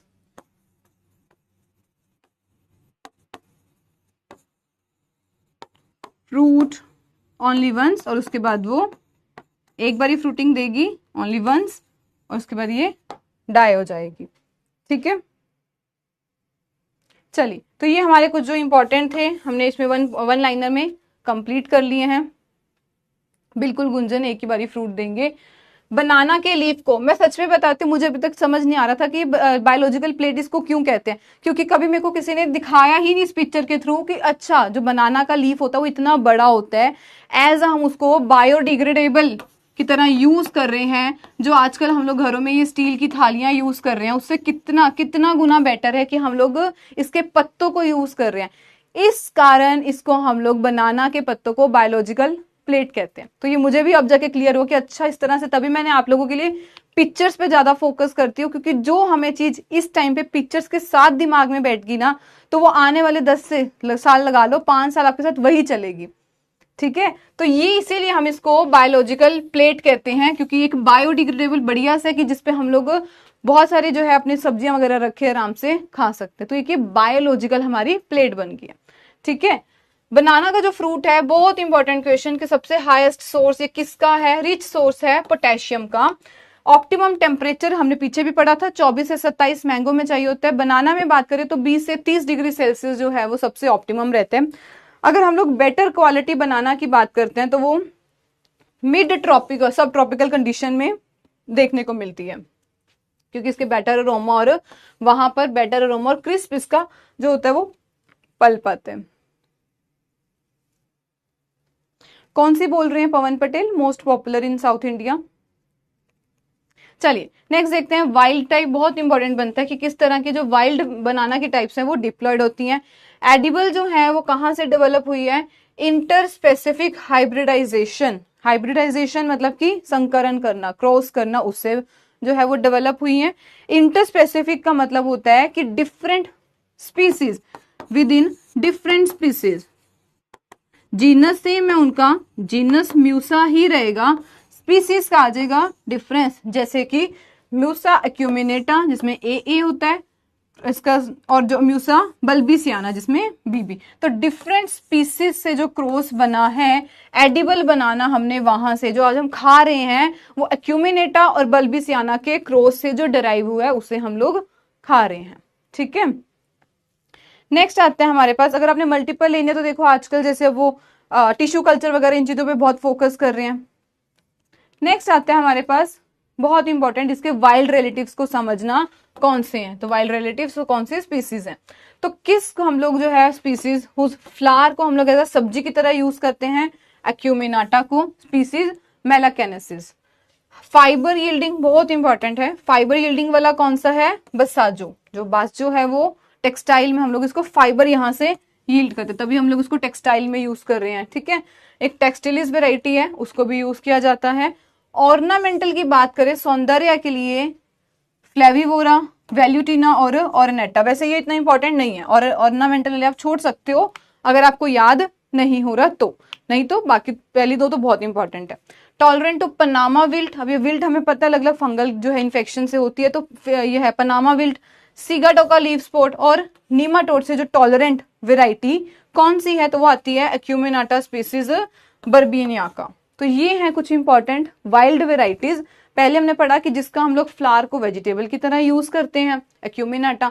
fibre yielding वाली कौन सी है, बसाजो, जिसको कि टेक्सटाइल इंडस्ट्री में यूज किया जाता है। ऑर्नामेंटल के लिए ऑर्नेटा है हमारे पास, फ्लेविवोरा है और वेल्यूटियाना है। और अगर हम लोग कुछ विल्ड नीमाटोड की बात करते हैं उससे कौन सी है, तो वो है एक्यूमिनाटा की सब स्पीसीज बर्मिनियाका। ठीक है, नेक्स्ट देखते हैं वाइल्ड रिलेटिव के बारे में कुछ और पढ़ते हैं। तो ये जो प्लांटेन है, कुकिंग बनाना है, ये किससे बिलोंग करते हैं, AA या फिर ABB जीनोम ग्रुप के। क्वेश्चन हमारा बनता है फ्रूट टाइप बनाना की कौन सी है, बेरी है। मैंगो की हमने पढ़ा जो था ड्रूप। इन्फ्लोरेसेंस बहुत इंपॉर्टेंट बनती है, स्पेडिक्स जो है बनाना की इन्फ्लोरेसेंस कहते हैं। संथूल मंजरी जिसमें फीमेल और हर्मेफ्रोडाइट फ्लावर्स प्रेजेंट होते हैं। हर्मेफ्रोडाइट अगेन वही मेल और फीमेल जिसमें दोनों प्रेजेंट होंगे। ठीक है, तो इसमें हम लोग फीमेल और मेल फ्लावर जो है हर्मेफ्रोडाइट फ्लावर्स देखने को मिलते हैं। एडिबल बनाना कैसे डेवलप किया जाता है, वेजिटेटिव पार्थिनोकार्पी से हम लोग इसको डेवलप करते हैं। बिल्कुल व्हाइट लेटेक्स को हम लोग कहते हैं पपेन। बनाना के स्कोरिंग, ये बनेगा सबसे इंपॉर्टेंट क्वेश्चन। देखो सिर्फ बनाना और मैंगो मेन ऐसे हैं जिनमें हम लोग कुछ वो स्कोरिंग टेक्निक्स वाला जो था वहां पे हमने 60 स्पीसीज का पढ़ा था कि किसने दिया था, तो कॉस्टरमैन और बॉम्पार्ड ने दिया था। मैंगो में कॉस्टरमैन और बॉम्पार्ड ने, उन्होंने दिया था 60 स्पीसीज वाला कॉन्सेप्ट जो था, उन्होंने आइडेंटिफाई किया था। सेकंड अगर क्वेश्चन ऐसा कुछ आता है साइंटिस्ट को लेके, तो वो आएगा बनाना में से कि ये जो स्कोरिंग टेक्निक है, ये देखो, ये कुछ हम लोग जो स्कोर देते हैं, स्कोर हम लोग किस बेसिस पे दे रहे हैं, हम आपको स्कोर देते हैं कि आप किस तरह से अब जो है परफॉर्म कर रहे हो, कैसी आपकी परफॉर्मेंस है, कितने मार्क्स आ रहे हैं, कितना आपको याद है, इस बेसिस पे। बनाना में जो स्कोरिंग टेक्निक है वो ये हमने दी थी कि एक्यूमिनेटा की जो वेराइटी है, मूसा एक्यूमिनेटा और म्यूसा बल्बिसियाना, तो इसके कौन कितने नजदीक है, उस अकॉर्डिंग हम लोग इसमें स्कोर देते हैं। ठीक है, कि किसका जो रिलेशन है म्यूसा एक्यूमिनेटा के नजदीक है, या फिर उसका जो है कुछ जो है करेक्टर्स वो बल्बिसियाना के नजदीक है। तो ये जो पूरी स्कोरिंग टेक्निक थी किसने दी थी, बहुत इंपॉर्टेंट बनता है, सिमोन और शेफर्ड्स ने दी थी 1955 में। बहुत इंपॉर्टेंट है ये कि किसने दी थी। मैंगो में अगर पूछते हैं कि 60 स्पीसीज वाला कॉन्सेप्ट जो सारा था वो किसने दिया था, हमारे लिए मेन जो क्वेश्चन है वो है कॉस्टरमैन और बॉम्पार्ड ने ये कॉन्सेप्ट दिया था। ठीक है, चलिए नेक्स्ट देखते हैं। बोटेनिकली राइजोम की अगर हम लोग बात करते हैं, हाँ जी, तो botanically rhizome is a modified part है, वो स्टेम का ही मॉडिफाइड पार्ट है। क्वेश्चन हमारा आएगा कि प्रोपेगेशन बताइए हम लोग बनाना की किस तरह करते हैं, तो वो है स्वोर्ड सक्कर्स को हम लोग यूज करते हैं। इस तरह से ये स्वोर्ड सक्कर्स होते हैं जिनको हम लोग यूज करते हैं बनाना। क्वेश्चन आएगा हमारा, इसका जो वेट है वो बताइए कितना होता है, तो इसका जो आइडल वेट है वो है सक्कर्स का 500 से 750 के करीब। बहुत इंपॉर्टेंट बनता है ये कि कितना इसका सक्कर्स का वेट, जो सक्कर्स का हम लोग वेट लेते हैं, क्योंकि हमने इसे प्रोपेगेशन आगे मल्टीप्लाइंग करनी होती है, तो होता है 500 से 750 के करीब। और इन्हीं सक्कर्स को हम लोग, यंग सक्कर्स को, न्यू सक्कर्स को हम लोग क्या कहते हैं, पीपर्स। तो इसी न्यू सक्कर को हम लोग क्या कहेंगे, पीपर। मोस्ट वाइडली यूज जो हम लोग टिश्यू कल्चर में यूज करते हैं वो होता है शूट टिप कल्चर को यूज करते हैं। और पॉपुलर टिश्यू कल्चर की वेराइटी कौन सी है बनाना की, तो वो आती है ग्रैंड नैने। तो टिश्यू कल्चर की मोस्ट इंपॉर्टेंट वेराइटी ग्रैंड नैने। ठीक है, तो ये हमारे सक्कर्स इस पिक्चर में आपको देखने को मिले हैं। प्लांटिंग सिस्टम की बात करें तो ट्रेंच प्लांटिंग हमने कल पढ़ा था क्या होता है। ट्रेंच प्लांटिंग जो है वो हम लोग कावेरी डेल्टा तमिलनाडु उस एरिया में यूज करते हैं लोग। वाटर को हम लोग ड्रिप इरिगेशन के साथ सेव कर सकते हैं। वाटर को अगर हम लोग इसमें ड्रिप इरिगेशन रखते हैं जिससे हमारा 23 से 32% तक जो है वाटर की सेविंग रहती है। अब क्वेश्चन आएगा, आपको क्वेश्चन में एक जो है एक्सप्लेनेशन दी होगी, आइडेंटिफाई द करेक्ट आंसर। तो ऑप्शंस आपकी उसमें एक होगी बनाना। क्वेश्चन क्या होगा वो समझ लेते हैं कि विच ऑफ द फॉलोइंग को हम लोग एग्जॉस्टिंग क्रॉप कहते हैं, क्योंकि ये बहुत ज्यादा फर्टिलाइजर इसमें यूज करती है, तो वो आएगा बनाना। और पर्टिकुलर अगर मैं बात करूं कि कौन सा रिच सोर्स है ये, तो ये है पोटेशियम का रिच सोर्स है। अब जब इसको एग्जॉस्टिंग मतलब कि ये वहां से सब कुछ खत्म कर देती है, इसीलिए हम इसको क्या कहते हैं कि ये हैवी फीडर है, कि इस पे हमें बहुत ज्यादा जो है फर्टिलाइजर की क्वांटिटी ज्यादा देनी पड़ती है। ठीक है, तो ये एक एग्जॉस्टिंग क्रॉप है क्योंकि इसको बहुत ज्यादा क्वांटिटी चाहिए होती है फर्टिलाइजर की, इसीलिए बनाना को हम लोग हैवी फीडर, ये किसका है पर्टिकुलरली, इसको पोटेशियम सबसे ज्यादा चाहिए होता है। ठीक है, तो सबसे ज्यादा ये इस पे फीड करते हैं। चलिए नेक्स्ट हम लोग देखते हैं इसमें। अच्छा, मैं आपको वीडियो के साथ समझाती हूँ, बहुत इंपॉर्टेंट बनता है कि कुछ स्पेशल प्रैक्टिसेस होती हैं, वो समझाइए कौन सी स्पेशल प्रैक्टिसेस हैं बनाना में।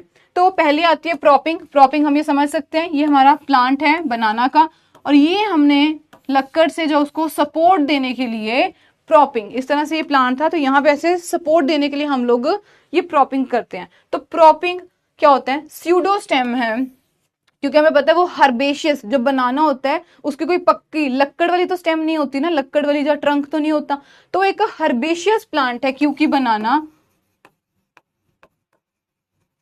हर्बेशियस इसकी स्टेम होती है, प्लांट होता है ये। तो यहाँ पे हम लोग इसीलिए हम इसको क्या कहते हैं कि ये स्यूडो स्टेम है, कि इस पे कंप्लीट वो खड़ा भी हो पा रहे हैं, इस पे फ्रूट भी लग रहे हैं उसके बनाना के, पर ये एक स्यूडो स्टेम है कि कंप्लीट वो वुडी वाली स्ट्रक्चर नहीं है।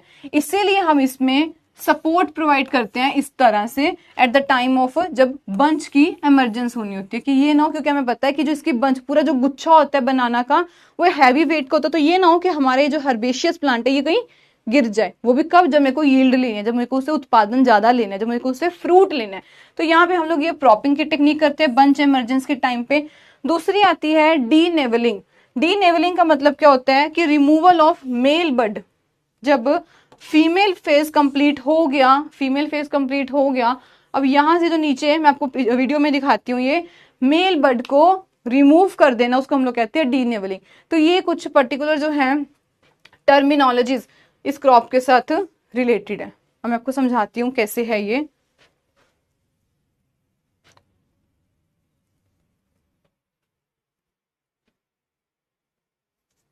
चलिए,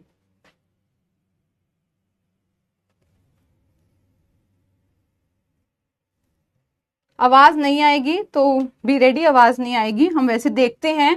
मैं आपको पिक्चर में यहाँ साथ साथ लिख के बताती हूँ। ये देखिए डी नेवलिंग हो रही है, इसमें किस तरह से क्या होती है वो समझते हैं। कंप्लीट ये हमारे पास प्लांट है। जब सारी ये जो फ्लावर बड्स हैं ये रेडी हो चुकी हैं, तो ये जो नीचे वाला पोर्शन अब जिसपे ये टच कर रहे हैं, ये है मेल बड, जो मेल पार्ट था।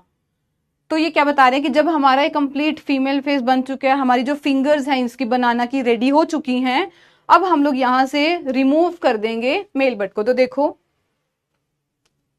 ये यहां से मेल पार्ट को उन्होंने रिमूव कर दिया, मेल बड को रिमूव कर दिया।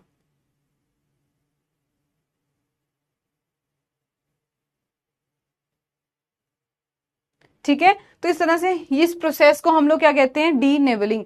वीडियोस के साथ दिमाग में बिठाते रहिए कि कौन सा प्रोसेस किसके साथ लिंक्ड है।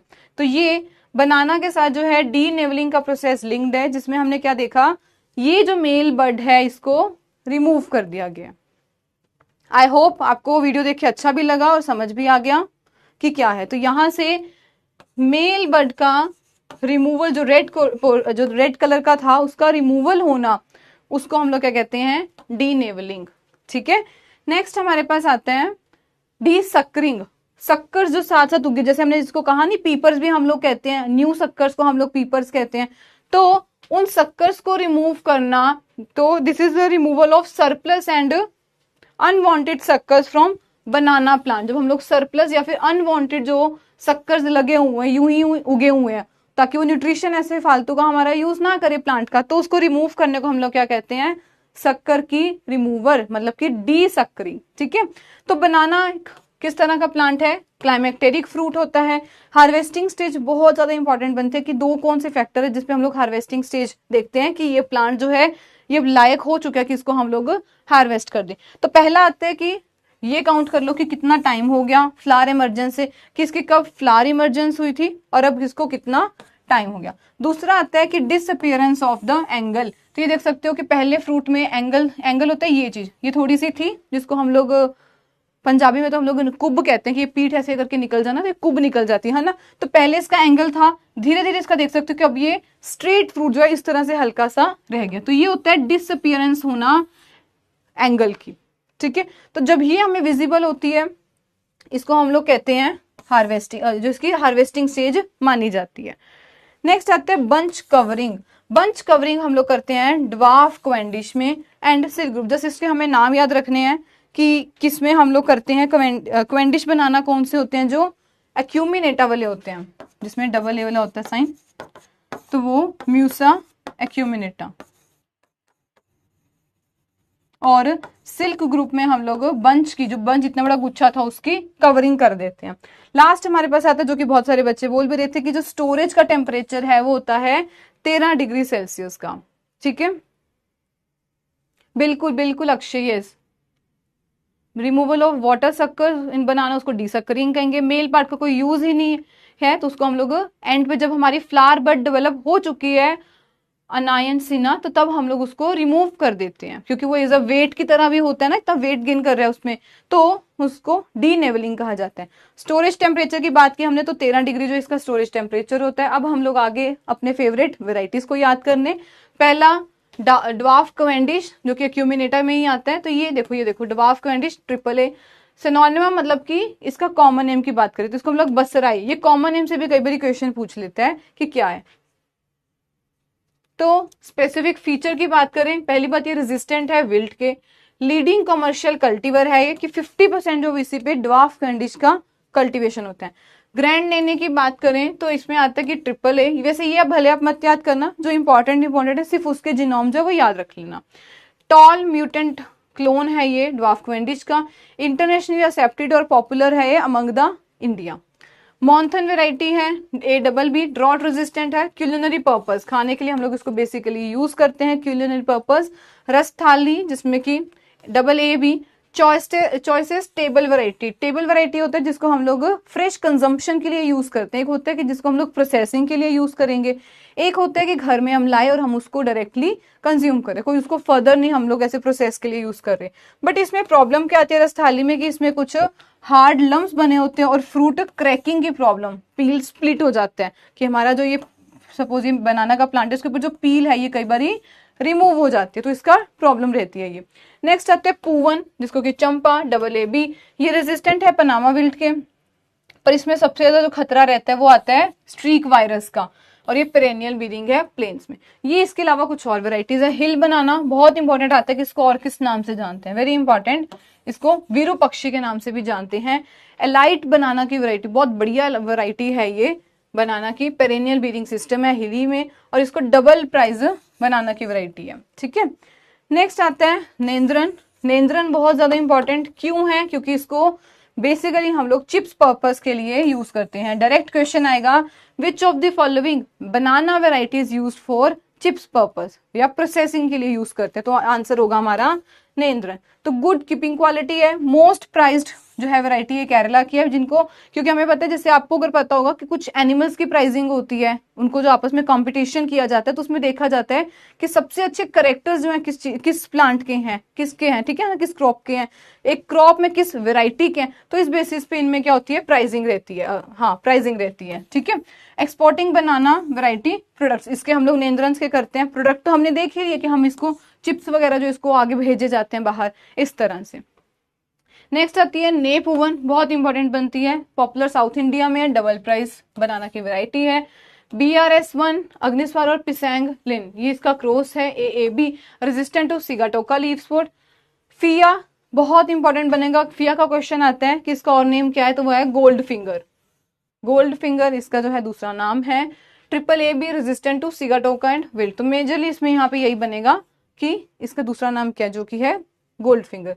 एक आता है लेडी फिंगर AA, और ये बंची टॉप वायरस के लिए रेजिस्टेंट है। तो ये था हमारी कुछ वेराइटीज के बारे में। नेक्स्ट आता है कुछ स्पेसिफिक फीचर्स, अगर देखते हैं विशिष्ट लक्षण देखते हैं क्या है अलग अलग खास इसमें।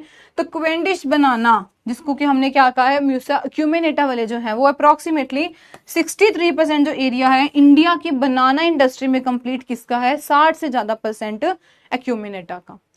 पूवन जो कल्टीवर हमने पढ़ा, इसको हम लोग कमर्शियली डिफरेंट रीजन में ग्रो करते हैं, क्योंकि ये जल्दी से अडेप्टेबल भी हो जाता है और इसको ज्यादा ड्रॉट से भी ये टॉलरेंट है, भी ये सहार लेता है अगर थोड़ा उसको पानी कम भी मिलता है, या फिर डिजीज से भी सहार लेता है, इसलिए पूवन कल्टीवर है। रसथाली जो है, अब देखो पहले हमने सिर्फ क्रॉस पढ़ लिए, उसकी भी कुछ जो थे करेक्टर्स पढ़े थे, वन लाइनर में अब हम आके पर्टिकुलर जो क्वेश्चंस में पूछे जाते हैं ना एग्जाम में वो लिखे हैं। तो रसथाली को हम लोग प्रीमियम प्राइस के लिए ग्रो करते हैं, नेंद्रन को टेबल के लिए भी और प्रोसेसिंग, बेसिकली हम इसको प्रोसेसिंग के लिए यूज करते हैं। किसकी प्रोसेसिंग के लिए, चिप्स, जो आप बनाना चिप्स खाते हैं जो कि बहुत टेस्टी लगते हैं वो आते हैं नेंद्रन, पर्टिकुलर नेंद्रन वेराइटी होती है। 60% से ज्यादा कल्टीवर है वो AA, वही बात आ गई। AAA वाला कौन सा है, एक्यूमिनेटा, और वो कैसे होते हैं, ऑटो ट्रिप्लॉइड्स होते हैं, ठीक है। मोस्ट जो AAA अब जो हमने पढ़ा एक्यूमिनेटा वो किस तरह से, डेजर्ट बनाना ही होते हैं। ABB कल्टीवर जनरली हार्डियर होते हैं, ज्यादा डिजीज रेजिस्टेंट होते हैं अदर कल्टीवर से। नेक्स्ट आते हैं ड्वार्फ कैवेंडिश और रोबस्टा। कमर्शियल अगर हमने ग्रो करना होता तो हम लोग इन दोनों वेराइटीज को, ड्वार्फ कैवेंडिश और रोबस्टा को यूज करते हैं। कुकिंग के लिए हमारे पास कौन सी है, मॉन्थन, नेवनन और नेंद्रन वेराइटी। कौन सी वेराइटी जो है मल्टी स्टोरी के लिए हम लोग यूज करते हैं, जैसे अगर हमने मल्टी स्टोरीड एक ही जगह पे अलग अलग हाइट वाले प्लांट्स लगाने होते हैं तो वहां पे हम लोग बनाना की कौन सी यूज करते हैं, पूवन और ने पूवन, क्योंकि ये सेमी टॉल बनाना की वेराइटीज है। एक्सीलेंट बनाना क्वालिटी वैरायटी कौन सी है? रस्थाली। और पूवन का एक और करेक्टर है कि इसमें ये रेजिस्टेंट है बायोटिक, और एबायोटिक अगर स्ट्रेस आते हैं तो उससे ये रेजिस्टेंट रहती है। ठीक है, ये हैं कुछ इंपॉर्टेंट पॉइंट्स। अब हमारी आती है थर्ड क्रॉप, ग्रेप्स। तो चलिए अभी तक बता दीजिए सेशन कैसे लग रहा है, कोई प्रॉब्लम आ रही है तो पूछ लीजिए, कोई एडवाइस है तो वो भी दे दीजिए, नहीं तो फिर हम अपनी थर्ड जो है क्रॉप से स्टार्ट करते हैं।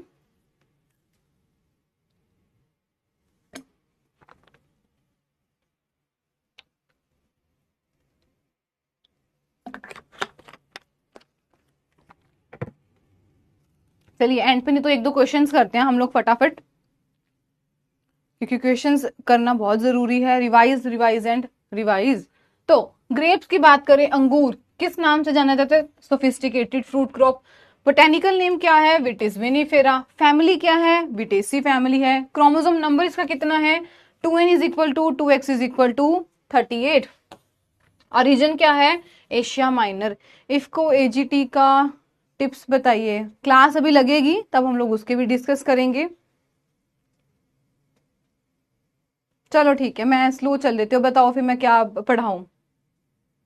क्योंकि एक्चुअली मैं आपको बात बताती हूँ क्या है, मैं चाहती हूँ कि हम लोग कोई क्रॉप जो है उसमें जो इंपॉर्टेंट पॉइंट्स है वो मिस ना करे। तो बहुत सारी क्रॉप्स हैं। पहले आज के दिन हमने सिर्फ 3 क्रॉप रखी हैं, इसके बाद हमारी कल हमारी जो है वो भी 3 क्रॉप्स रहेंगी, उसके बाद हमने कंप्लीट ह्यूमिड क्रॉप्स कंप्लीट करनी है, फिर अलग तरह की क्रॉप्स। तो बहुत सारी क्रॉप्स हैं जिसको हमें कंप्लीट करना है। ठीक है, अभी तो सिर्फ हम लोग 2-2-3 दिन, क्योंकि मेजर क्रॉप्स है तो मुझे भी है कि थोड़ा सा स्लो रखते हैं, पर इसके बाद अभी आपकी ह्यूमिड, देन सारी हमें एक दिन में सब ट्रॉपिकल क्रॉप्स करनी है। एरिड हॉर्टिकल्चर क्रॉप्स कौन सी, एरिड और सेमी एरिड वाली, टेम्परेट वाली कौन सी है, तो उस अकॉर्डिंग हमें सारी जो क्रॉप्स हैं वो कवर करनी है। और मैं चाहती हूँ कि ये ना हो कि हम कुछ मिस आउट कर जाए। ठीक है, इसीलिए मुझे होता है कि हम लोग 1.5 घंटे में मैक्सिमम हम लोग कैसे सही यूटिलाइज कर लें उसको ध्यान देते हैं।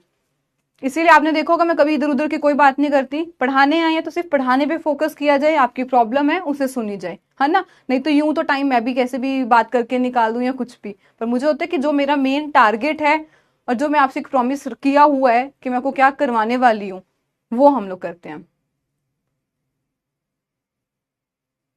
बिल्कुल टाइम लगेगा आपको, इसीलिए अभी तो सिर्फ देखो आपकी 1 महीने सिर्फ 2 क्लास चल रही हैं, इसके बाद अभी आपकी 3 क्लास शुरू हो जाएंगी, कुछ हफ्ते में भी हो सकती है मे बी, या फिर अगले मंथ से। तो तब आप उस अकॉर्डिंग रेडी रहिए कि हमें अब 3 क्लासेस कैसे मैनेज करनी है। उठ जाता है तो वो तो रिवाइज करना पड़ेगा। हॉर्टिकल्चर इसीलिए नहीं कहते कि हॉर्टिकल्चर कोई छोटा मोटा सब्जेक्ट है, बहुत बड़ा सब्जेक्ट है, तो इसमें बहुत कुछ रिवाइज करना पड़ता है हमें। फिर इसमें fruits, vegetable, flower crops, plantation crop, सब कुछ इसमें आ जाएगा। पोस्ट हार्वेस्ट का समझना, इसीलिए इसको अलग से अब कॉलेज भी बना दिया ना, अलग कॉलेज ही बना दिया हॉर्टिकल्चर का, क्योंकि बहुत बड़ा पार्ट है हॉर्टिकल्चर।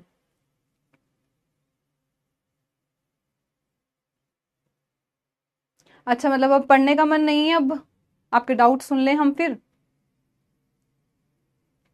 किस चीज के लिए बुक बतानी है अंकुश कुमार?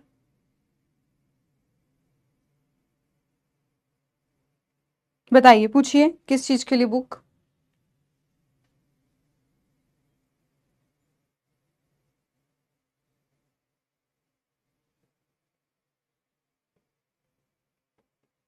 चलिए थोड़ा सा स्टार्ट करते हैं ग्रेप्स का। हाँ पढ़ाइए ma'am, very good Pradyuman Singh. अभी आपके एमसीक्यूज भी रेडी करने हैं मुझे, इस हफ्ते आपको एमसीक्यूज मिलेंगे। और खुद को इवेल्युएट करना, कितने आपके 30 क्वेश्चंस होंगे, वीकली टेस्ट में होगा और डीपीपी भी होगा। ठीक है, तो अराउंड 10 से 15 क्वेश्चन डीपीपी में और 20 to 25 क्वेश्चन हम करेंगे कि आपको वीकली में मिल जाए। तो उन 30 क्वेश्चन को सही तरीके से यूज करना, क्योंकि देखो वो होता है ना कि फंक्शन अटेंड करने में सिर्फ आधा घंटा हमें लगता है, पर जो उसके पूरी घर की जो प्लानिंग चल रही होती है ना सब मेंबर्स के साथ 3-4 दिन से, तो हमारा रोज का सीन यही होता है। शाम में सेशन लेके आना होता है यूट्यूब पे, तो ऐसा नहीं होता भी कुछ भी लाई और पढ़ा दिया, वो लगाने में हमें 4 घंटे कम से कम लगते हैं। अब आपकी क्लास के बाद मैं उधर शुरू हो जाऊंगी, उसका बनाना शुरू कर दूंगी, कंटेंट क्या है कि बढ़िया से बढ़िया क्वेश्चन, उसकी एक्सप्लेनेशन पे फोकस करूँ, फोटोज ढूंढू, वीडियोज ढूंढू। अब वीडियोज कोई भी ऐसी वैसी दिखाने तो मैं भी कोई भी लगा दूं, है ना, बट मुझे होता है कि बेस्ट जो है जो उसके साथ चल रही हो ऐसा कुछ दिखाऊं, तो इसीलिए उसमें बहुत टाइम लगता है। तो ये जो कंटेंट है ना, ये रात को मैं 12-1 बजे तक सोती हूँ ये बना के, सुबह फिर 6 बजे आपका इसको पढ़ने के लिए फिर बैठ जाती हूँ कि मुझे खुद पहले पढ़ के जाना है। तो इसीलिए आपका टाइम नहीं, हमारा भी टाइम ऐसे बहुत ऐसा लगता है जैसे वो गधों की तरह भाग रहे होते हैं ना, कि हाँ पता ही नहीं लगता दिन कहाँ का कहाँ निकल रहा है। अभी रात में आपके सामने ही लॉन्च था, तो हम लोग 9 बजे तक 10 बजे तक ऑफिस में थे, फिर पहुंचे हैं घर पे, फिर आपका कंटेंट रेडी किया है। तो ये फंक्शन तो सिर्फ 1.5 घंटे का था, पर जो मेहनत थी वो 7 से 8 घंटे ही लगी है इसमें, फिर वीडियोस ढूंढना। तो ऐसा ही होता है, अगर आपको नोट्स में टाइम लग रहा है तो उससे डबल, क्योंकि आपसे प्रॉमिस किया है ना, अगर आप 100% भी दे रहे हो ना बच्चों, तो मैं एवर रेडी हूं 200% देने के लिए, क्योंकि मुझे आप में से सिलेक्शन चाहिए, बस मुझे और कोई नहीं मतलब है, आपका सिलेक्शन चाहिए। आप यहाँ मिलने आइए, तब हम लोग बात करेंगे ढंग से, ठीक है। इफको मैं अक्षय इफको की क्लास में बता दूंगी, अभी इस क्लास में हम लोग आईपीएस एएफओ पे मेजरली फोकस करते हैं, ठीक है। चलो, तो हमारे पास अभी 10 से 15 मिनट है, थोड़ा टाइम लगाते हैं, समझ लेते हैं। कोई बात नहीं शुभम, आप इस वीडियो को 2 बारी 3 बारी आराम से देखिए, और देखना जितनी बार आप रिवाइज करते रहोगे आपको वो अच्छी तरह से लर्न हो जाएगी। अपने सामने ना बोटेनिकल नेम का तो दीवार पे चिपका लो पोस्टर, क्या है, किस क्रॉप से है, क्या उसमें करेक्टर है, इस तरह से याद हो जाएगा, ठीक है। तो तुम लोग शेर हो, शेर की तरह से डरो मत, हमें डट के मुकाबला करना है इस एग्जाम का। ये तो छोटा सा एग्जाम है, कुछ भी नहीं है। मैंने इतने नाबार्ड के बच्चों को हैंडल किया है, और क्या उस नाबार्ड का लेवल रहता है, क्या उसकी इंटरव्यू रहती है, मतलब मजा आ जाता है वो एग्जाम का देख के कि बच्चा, और नाबार्ड का बच्चा कोई ऐसा नहीं होता डरा होता, वो कौन सा बच्चा आता है जो आईएएस की तैयारी कर रहा होता है, यूपीएससी की तैयारी, यूपीएससी नहीं क्रैक हुआ तो चलो जी अब हम इसमें आ जाते हैं नाबार्ड में। तो मेरा जितना भी बच्चा था वो सारा ये वाला था, और उनके साथ इंग्लिश लैंग्वेज में, प्योर इंग्लिश लैंग्वेज में बोलना, क्योंकि आपने देखा होगा मैं यूट्यूब सेशन पे अक्सर दोनों लैंग्वेज रखती हूँ, क्योंकि मेरा बच्चा अभी भी वो जुड़ा हुआ है मेरे साथ, कि जिसको थोड़ी बहुत इधर भी हेल्प चाहिए, ठीक है। तो ये वाला तो बच्चा जो है वो बहुत अलग लेवल का होता है नाबार्ड का, उनको तो इसलिए फियर वगैरह नहीं होता। अभी तो हम ये छोटा सा एग्जाम की तैयारी कर रहे हैं, ठीक है। बिल्कुल कोई कंपैरिजन नहीं है, हम लोग मेहनत करेंगे, हमारा टारगेट हमें क्योंकि बिल्कुल क्लियर है। चलिए ग्रेप्स पे शुरू करते हैं। तो ये डेसिडियस क्लाइंबर है, बिहेव किस तरह से करती है, डेसिडियस और एवरग्रीन दोनों की तरह ये एक्ट करती है। अब अगर हम बात करते हैं दो चीजों की, कि study of wine from grapes या फिर कल्टीवेशन ऑफ ग्रेप्स की बात करते हैं, तो उसको हम लोग कहते हैं विटीकल्चर। बेसिकली इसमें रखो कि अगर हम लोग कल्टीवेशन ऑफ ग्रेप्स की बात करते हैं तो उसको हम लोग कहते हैं विटीकल्चर। अगर मैं वाइन मेकिंग प्रोसेस की बात करती हूँ कि साइंस ऑफ वाइन मेकिंग, तो उसको हम लोग क्या कहते हैं, इनोलॉजी, ठीक है। सबसे पुरानी क्रॉप है ऑलमोस्ट, मतलब ये पुरानी क्रॉप है, पहले सबसे पहले पॉमग्रेनेट थी और बाद में देन ग्रेप्स आई है। इंट्रोडक्शन कहाँ से हुआ है, ईरान और अफगानिस्तान से, जो कुछ मुस्लिम लोग थे वो इसको लेके आए थे, मुस्लिम इन्वेडर्स आए थे 13वीं एडी में, आफ्टर जो है क्राइस्ट की, वो लेके आए थे उसे। तो ये इतना पुराना है, ईरान और अफगानिस्तान से आया है। ग्रेप जो है third most important fruit crop है, ये सब ट्रॉपिकल फ्रूट क्रॉप भी है, बट ये ट्रॉपिकल जो कंडीशंस है वहां पे भी सरवाइव करती है। कॉन्जीनियल क्लाइमेट की बात करें कि जो उसके अनुकूल, उसको कितना टाइम जो है क्लाइमेट चाहिए होता है, तो वो कूल नाइट्स हो, रात अच्छी हो, कूल हो और शॉर्ट डे हो। यहाँ पे बात करें तो 90% से जो ज्यादा ग्रेप का कल्टीवेशन है इंडिया में वो पेनिसुलर इंडिया में है। और अगर इंडिया की बात करते हैं तो इंडिया में सबसे ज्यादा जो है ग्रेप्स किस एरिया में ग्रो किया जाता है, महाराष्ट्र में। महाराष्ट्र में कहां पे, नासिक डिस्ट्रिक्ट, जहां से हमें एक्सपोर्ट के लिए 90% से ज्यादा जो है वो ग्रेप्स की प्रोडक्शन हमें मिलती है, ठीक है। चलिए नेक्स्ट देखते हैं रेजिन मेकिंग। अब रेजिन क्या हुआ,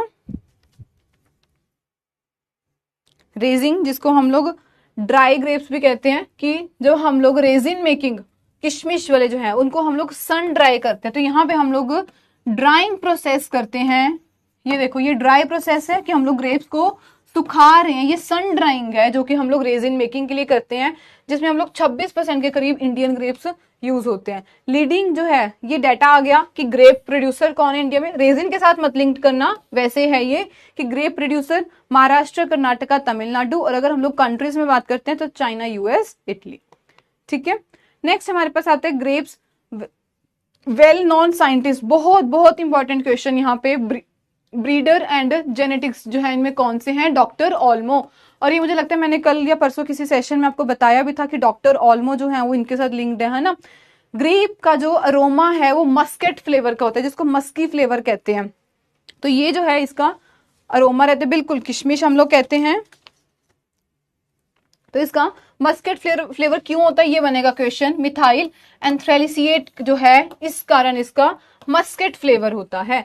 रेजरवेट्रोल, ये डायरेक्ट आपके क्वेश्चन है कि ग्रेप का जो अरोमा है क्यों होता है, क्योंकि उसमें ये मिथाइल एंथ्रेलिसिएट होता है।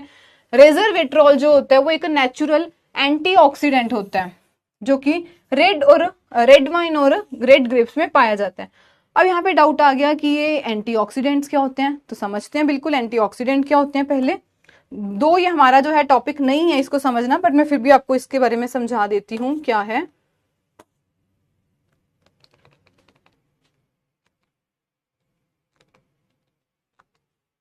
हाँ जी, तो यहाँ देखते हैं, मैं आपको पहले वैसे समझा देती हूँ कि एंटीऑक्सीडेंट होते क्या हैं। बिल्कुल, एनआरसी पुणे आ गया आंसर हमारे पास। एंटीऑक्सीडेंट, एंटी मतलब कि उल्टा, जो मेरे एंटी है पर्सन, ये मेरा उल्टा चलेगा हमेशा। ऑक्सीडेंट मतलब कि जो ऑक्सीडेशन नहीं होने देगा। तो क्या होते हैं एंटीऑक्सीडेंट, जो कि ऑक्सीडेशन के टाइम पे कुछ जो फ्री रेडिकल्स होते हैं वो रिलीज हो जाते हैं, तो जो उनको बांध के रखता है, हमारी बॉडी में कुछ फ्री रेडिकल्स घूम रहे होते हैं, शैतान जो होते हैं ना, घूम रहे होते हैं। अब वो कई बार अगर तो घूमते रहेंगे ना, तो वो क्या कॉज कर देंगे, कैंसर सेल्स के साथ जुड़ जाएंगे और वो कैंसर कॉज करते हैं। ठीक है, इसीलिए कहते हैं कि अपनी डाइट में हमेशा आप कुछ एंटीऑक्सीडेंट हमेशा ऐड करो, क्योंकि जो एंटीऑक्सीडेंट खाने से या एंटीऑक्सीडेंट का काम क्या होता है कि वो जितने भी जो है ऐसे फ्री रेडिकल घूम रहे होते हैं उनको पकड़ लेते हैं। ठीक है, अब यहाँ पे हम लोग इस वीडियो में देखते हैं क्या है। बिल्कुल अक्षय, यह रिमूव करते हैं, यंग दिखते हैं। तो इस वीडियो में देखते हैं क्या है, कंप्लीट आपको एंटीऑक्सीडेंट का पता लगेगा क्या होता है। अरे ये क्या, हाँ देखिए क्या होते हैं एंटीऑक्सीडेंट। तो बेसिकली ये नेचुरल या फिर आर्टिफिशियल सब्सटेंस, अगर फ्रूट्स में मैं ले रही हूं तो ये नेचुरल होंगे। ठीक है, और कुछ लोग बाहर से भी खाते हैं, इसको लेते हैं। सो बाय न्यूट्रलाइजिंग फ्री रेडिकल स्क्वेंजेस, अब ये जो कुछ फ्री रेडिकल घूम रहे होते हैं हमारी बॉडी में, उसको पकड़ लेते हैं। फ्री रेडिकल होते क्या है, जैसे कि ये देखो, ये हमारे हेल्दी एटम है, फ्री रेडिकल इसको ऐसे इस तरह से सक करते हैं, तो एटम जो कि क्विकली रिएक्ट करते हैं और फ्री रेडिकल्स को पकड़ के रखते हैं। तो ये देखो इस पिक्चर में, तो ये कुछ सोर्सेज हैं एंटीऑक्सीडेंट्स के, जो हम लोग कहते हैं कि हमें इसीलिए फ्रूट्स रेगुलरली खाने चाहिए। जैसे कि विटामिन ए, सी, ई हमें सब इससे एंटीऑक्सीडेंट प्रोवाइड करते हैं। मैंगनीज, सेलेनियम, आई गेस यहीं तक है। चलिए, तो आई होप आपको इसमें आइडिया हो गया एंटीऑक्सीडेंट क्या है, क्या करते हैं हमारी बॉडी में। ठीक है, बिल्कुल वो तो करना ही करना है अक्षय, उसमें तो कोई है ही नहीं कि हमें वॉश वगैरह तो करना ही है। ये तो हम उसके इनबिल्ट जो करेक्टर है, बाहर से तो हम नहाएंगे, बट अंदर से जो हमारे कहते हैं ना, हमारी अंदर सोच कैसी है, वो उसकी बात है कि एंटीऑक्सीडेंट तो हम लोग वो कह रहे हैं। ठीक है, इन्फ्लोरेसेंस क्या है, तो पेनिकल जो है वो इसकी इन्फ्लोरेसेंस रहती है। फ्लावर की बात करें तो मेल फीमेल हर्मेफ्रोडाइट। क्वेश्चन हमारा बनता है कि टाइप ऑफ फ्रूट बताइए कौन सा है, तो वो है बेरी, क्योंकि हम लोग ग्रेप की बेरीज खाते हैं। टाइप ऑफ पार्थिनोकार्पी, बिल्कुल हमने ये कितनी बारी पढ़ लिया, स्टीनोस्पर्मोकार्पी। मैंने यहाँ लिखना नहीं था बट दोबारा फिर से मेंशन कर दिया। आपसे पूछना था कि बताइए कौन सी टाइप ऑफ पार्थिनोकार्पी है ग्रेप्स में, जो कि स्टीनोस्पर्मोकार्पी, तो वो कौन सी वेराइटी है, थॉमसन सीडलेस। अगर मैं बात करती हूँ स्टिमुलेटिव पार्थिनोकार्पी की, तो वो है ब्लैक कोरिएंथ। ठीक है, नेक्स्ट आता है, दोनों बहुत ज्यादा इंपॉर्टेंट है, कौन सी है। एडिबल पोर्शन की बात करें तो हम लोग पेरिकाप और पेरिएंथ जो है वो कंज्यूम करते हैं। ये रहा पेरिकाप, ये हम लोग जो है खाते हैं, और जो उसके साथ अटैच जो होता है उसको हम लोग पेरिएंथ कहते हैं, सॉरी प्लेसेंटा कहते हैं, तो उसको हम लोग कंज्यूम करते हैं खाने के लिए, हमारे पास एडिबल पोर्शन वो रहते हैं। वाइल्ड रिलेटिव की बात करें तो जो ट्रू ग्रेप्स हैं, जो एक्चुअल में ग्रेप्स ही थे, तो वो किस फैमिली को बिलोंग करते हैं, किस स्पीसीज को, तो सब जेनरा यूविटीज को। ठीक है, नेक्स्ट कुछ क्रॉस आते हैं बहुत ज्यादा इंपॉर्टेंट। पहला आता है प्रोजिनेटर। प्रोजिनेटर होते हैं जैसे हमारे एंसेस्टर्स, जहां से हम आगे आगे डेवलप हुए हैं। तो यहाँ पे ग्रेप्स के प्रोजिनेटर की बात करें तो विटिस विनिफेरा सबस्पीसीज साइलिवेस्ट्रिस। ठीक है, बिल्कुल एम्ब्रियो एबॉर्शन। एडिबल ग्रेप की स्पीसीज की बात करते हैं, कौन कौन सी हम लोग खा सकते हैं, विटिस और मस्किडियाना जो है, मस्किडियाना वो हम लोग खाते हैं। यूरोपियन ग्रेप या वाइन ग्रेप या फिर टेबल ग्रेप, तो विटिस विनिफेरा जिसके ऊपर ही इसका साइंटिफिक नेम जो है वो है। नेचुरल ओरिजिन ये किसका है, लेब्रस का और वेलपुने का, ये आप छोड़ भी सकते हो, बस इतना याद रखो कि European wine grape, table grape कौन सी है, विनिफेरा। तो ये ससेप्टिबल होती है फाइलोक्सेरा के। वर्ल्ड लीडिंग जो है ग्रेप स्पीसीज वो कौन सी है, 90% तक जो एरिया है सारा वो इसी के बेस्ड पे, विटिस विनिफेरा यूरोपियन ग्रेप। मस्कडिन जो है वो रोटंडीफोलिया है, Vitis rotundifolia. Dioecious species resistant to powdery mildew. ठीक है, नेक्स्ट समझते हैं इसमें क्या है। कमर्शियल कल्टीवर जो है अमेरिकन ग्रेप्स की मोस्टली ओरिजिनेटेड फ्रॉम लेब्रस्का और रोटंडीफोलिया के जो क्रॉस से बने हैं। रेजिन के लिए किशमिश में अगर हम लोग बात करते हैं तो कौन सी है, थॉमसन सीडलेस। थॉमसन सीडलेस किससे बनी, कैसे हुई है डेवलप, कौन सी पार्थेनोकार्पी है, स्टीनोस्पर्मोकार्पी। ठीक है, नेक्स्ट देखते हैं अब इसका प्रोपेगेशन, कैसे हम लोग इसमें मल्टीप्लीकेशन करेंगे। तो कमर्शियल जो है बहुत इंपॉर्टेंट, हार्डवुड कटिंग्स लेते हैं हम इसमें। कमर्शियली यूज्ड ग्रोथ रेगुलेटर कौन सा है कटिंग्स के लिए, IBA। 10 सेकंड के लिए हम लोग 2000 ppm जो है इस पे रखते हैं। कटिंग का टाइम क्या रहता है, अक्टूबर। और कौन सा बेस्ट ग्राफ्टिंग है, तो वो होती है वेज ग्राफ्टिंग, सबसे ज्यादा यूज करते हैं। अब ये वाला क्वेश्चन बहुत बार एग्जाम्स में पूछा गया है, नीमाटोड रेजिस्टेंट रूट स्टॉक बताइए कौन सा है, और डायरेक्ट यही आता है। तो इसमें हम कंफ्यूज हो जाते हैं कि ये डॉग रिज, सॉल्ट क्रिक, 16-13 ये क्या है। तो ये जो है ये ग्रेप की वेराइटीज ही हैं जो कि नीमाटोड से रेजिस्टेंट है, डॉग रिज, सॉल्ट क्रिक, 16-13। ठीक है, नेक्स्ट हमारे पास आता है फाइलोक्सेरा से रेजिस्टेंट। तो फाइलोक्सेरा जो है उससे रेजिस्टेंट कौन सी वेराइटी है, फाइलोक्सेरा जो है वो सकिंग पेस्ट है, सैप सकिंग पेस्ट। जैसे एफिड दिखता है ना हमें, वैसे ही एफिड दिखता है, ये वैसे ही हल्की सी उसकी अपीयरेंस वैसे ही होती है। तो इससे जो रेजिस्टेंट हमारे लिए बनता है रूट स्टॉक कौन सा है, राइपेरिया, क्लोरिया और रुपेस्ट्रिया। हार्वेस्ट के लिए हम लोग कब तक कहते हैं कि रेडी है, 100 से 120 दिन after pruning. Bud break to blooming, अब ये क्या होता है कि bud break to blooming, bud break हुआ कि जब वो अपनी विंटर डॉर्मेंसी से निकल चुका है, जैसे इसमें पिक्चर में हम लोग देख सकते हैं कि जब वो अपनी जो है बड, वो अपनी डॉर्मेंसी से, तो स्प्रिंग जैसे कि वाइन जागती, जिसको हम लोग कहते हैं ना कि वो जाग चुकी है, विंटर डॉर्मेंसी से निकल चुकी है और अब वो शूट जो है वो रेडी करेगी, तो उस स्टेज को हम लोग कहते हैं कि बड ब्रेक हो चुका है टू ब्लूमिंग। अब जब हमें वो फ्लावरिंग देगी तो वो उसको, वो टाइम पीरियड कितना होता है, 45 से लेकर 70 दिन के करीब होता है। बड फॉरकास्टिंग हम लोग करते हैं, जिस तरह से हम लोग इस पिक्चर में देख रहे हैं, ये हम लोग बड फॉरकास्टिंग इसमें कर रहे हैं। तो कई बार पूछते हैं कि किस क्रॉप में हम लोग करते हैं, वो हम लोग करते हैं ग्रेप्स में। अब ये क्या होता है बड फोरकास्ट करना, फोरकास्ट मतलब कि अंदाजा लगाना क्या होगा। तो यहाँ पे हम लोग बड ब्रेक से पहले, जब ये बड अभी ब्रेक होती है उससे पहले हम लोग ये अंदाजा लगाते हैं कि इसका हमें कितना यील्ड मिलेगा, कि हम लोग अप्रोक्सीमेट हमें यील्ड कितना मिल सकता है, कि कितनी अच्छी बर्ड्स हैं, कितनी नंबर ऑफ बर्ड्स, उसका एक फोरकास्ट करना, अंदाजा लगाना। ठीक है, प्रिडिक्ट करना जस्ट। और कुछ आते हैं इंटरकल्चरल ऑपरेशंस, कौन कौन से हैं।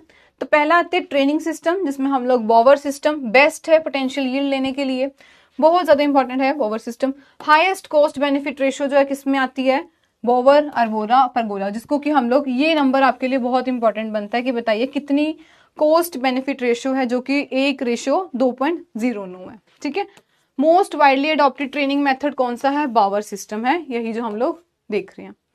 नेक्स्ट आता है कि हम लोग एक निपिंग करते हैं। अच्छा बच्चों, आप लोग मुझे बता दो अगर कंटिन्यू करना है सेशन, या हम लोग यहाँ पे एंड कर देते हैं। अगर आपके लिए ओवर हो रहा है तो हम लोग कोई बात नहीं, कल कंटिन्यू कर लेंगे, बता दीजिए जल्दी से। मैं इस स्लाइड को कंप्लीट कर देती हूँ, तब तक आप लोग आंसर दीजिए।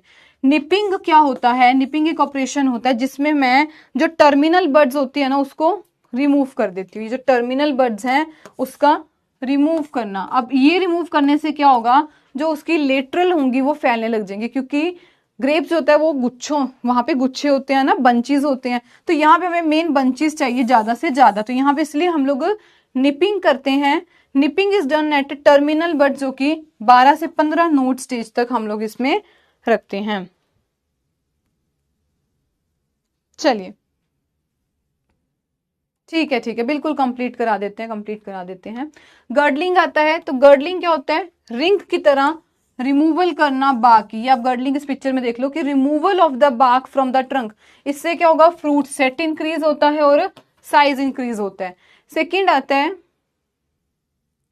ओके श्योर करा देते हैं, क्लस्टर और बेरी थिनिंग की बात करते हैं, क्योंकि हमें ये नहीं है कि हमें सिर्फ यील्ड इतना को ज्यादा लेना है कि हमारी बेरी का साइज छोटा छोटा सा रह जाए, क्योंकि हमें कंज्यूमर के माइंड से भी सोचना है ना। जब आप खरीदने जाते हो तो आप क्या कहते हो कि भाई अच्छा सा गुच्छा देना जिसमें अच्छे फ्रूट्स लगे हो, तो हमें वहां पे फ्रूट का साइज भी मैटर करता है कि हमारा ये ना हो कि बेरी बिल्कुल ही छोटी सी हो। तो इसलिए हम लोग जो ऑपरेशन है वो कौन सा करते हैं, थिनिंग का, कटाई कर देना उसमें से कि जो हमें लग रहा है कि ये अच्छी बंच नहीं है इसको हटा दो, ताकि जो न्यूट्रिशन है हमारा वो उस साइड पे उस बंच के लिए डाइवर्ट ना हो। तो यही होता है क्लस्टर या बेरी थिनिंग, जिससे हम लोग करते हैं GA3 जो है 50 ppm पे यूज करते हैं। ठीक है, और कौन सी स्टेज पे करते हैं,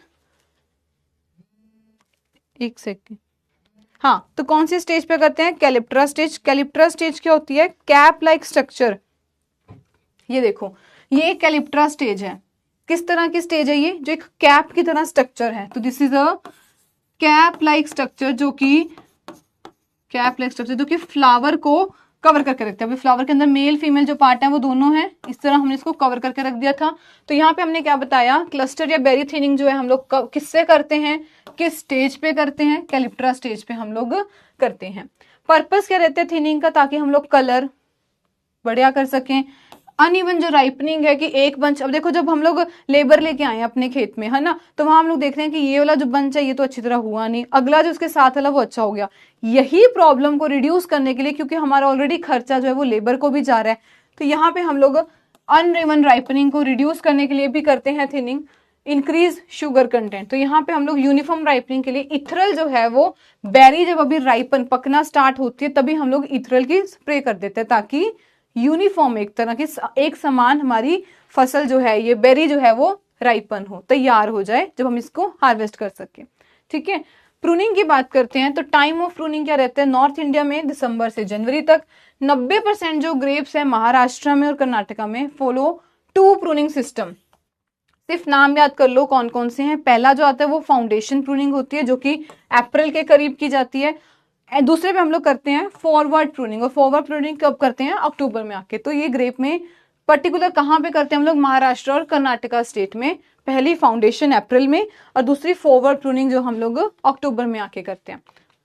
अब थोड़ा सा देख लेते हैं कि ये होती क्या है फॉरवर्ड प्रूनिंग, जिसमें हम लोग सारी केन्स को रिमूव कर देते हैं, जिसमें हम लोग सारी केन्स जो है उसको रिमूव कर देते हैं। इस पिक्चर में देखें तो ये थी हमारी प्लांट, इस तरह से लटक रहा था, तो यहाँ पे देखो ये जो केन्स थी हमने इस केन्स से ही उसको रिमूव कर दिया। जैसे हम कहते हैं ना, आप लोग कहते हैं मैम फाउंडेशन बैच लेके आओ। फाउंडेशन क्या हुआ कि बेसिक से लेके आओ मैम, ताकि हम लोग जीरो से जो है स्टार्टिंग वाला बच्चा वो भी आपके साथ जुड़े, उसको भी समझ आए। इसी तरह से इसमें क्या होता है कि फाउंडेशन प्रूनिंग में हम लोग बिल्कुल वहां से हम लोग उसके स्टार्टिंग पोर्शन से उसको कर देते हैं कट। तो ये हम लोग डेवलपमेंट, ताकि अब यहाँ पे हमारी न्यू केन्स जो है वो डेवलप होना स्टार्ट हो। ठीक है, नया हमारे पास जो है अच्छा उसमें यील्ड आए, तो इसलिए हम लोग उसमें केन प्रूनिंग करते हैं to initiate development of new canes. Fruit pruning या फिर फॉरवर्ड प्रूनिंग कब करते हैं, अक्टूबर में। कहाँ पे करते हैं, AP MH और कर्नाटका में।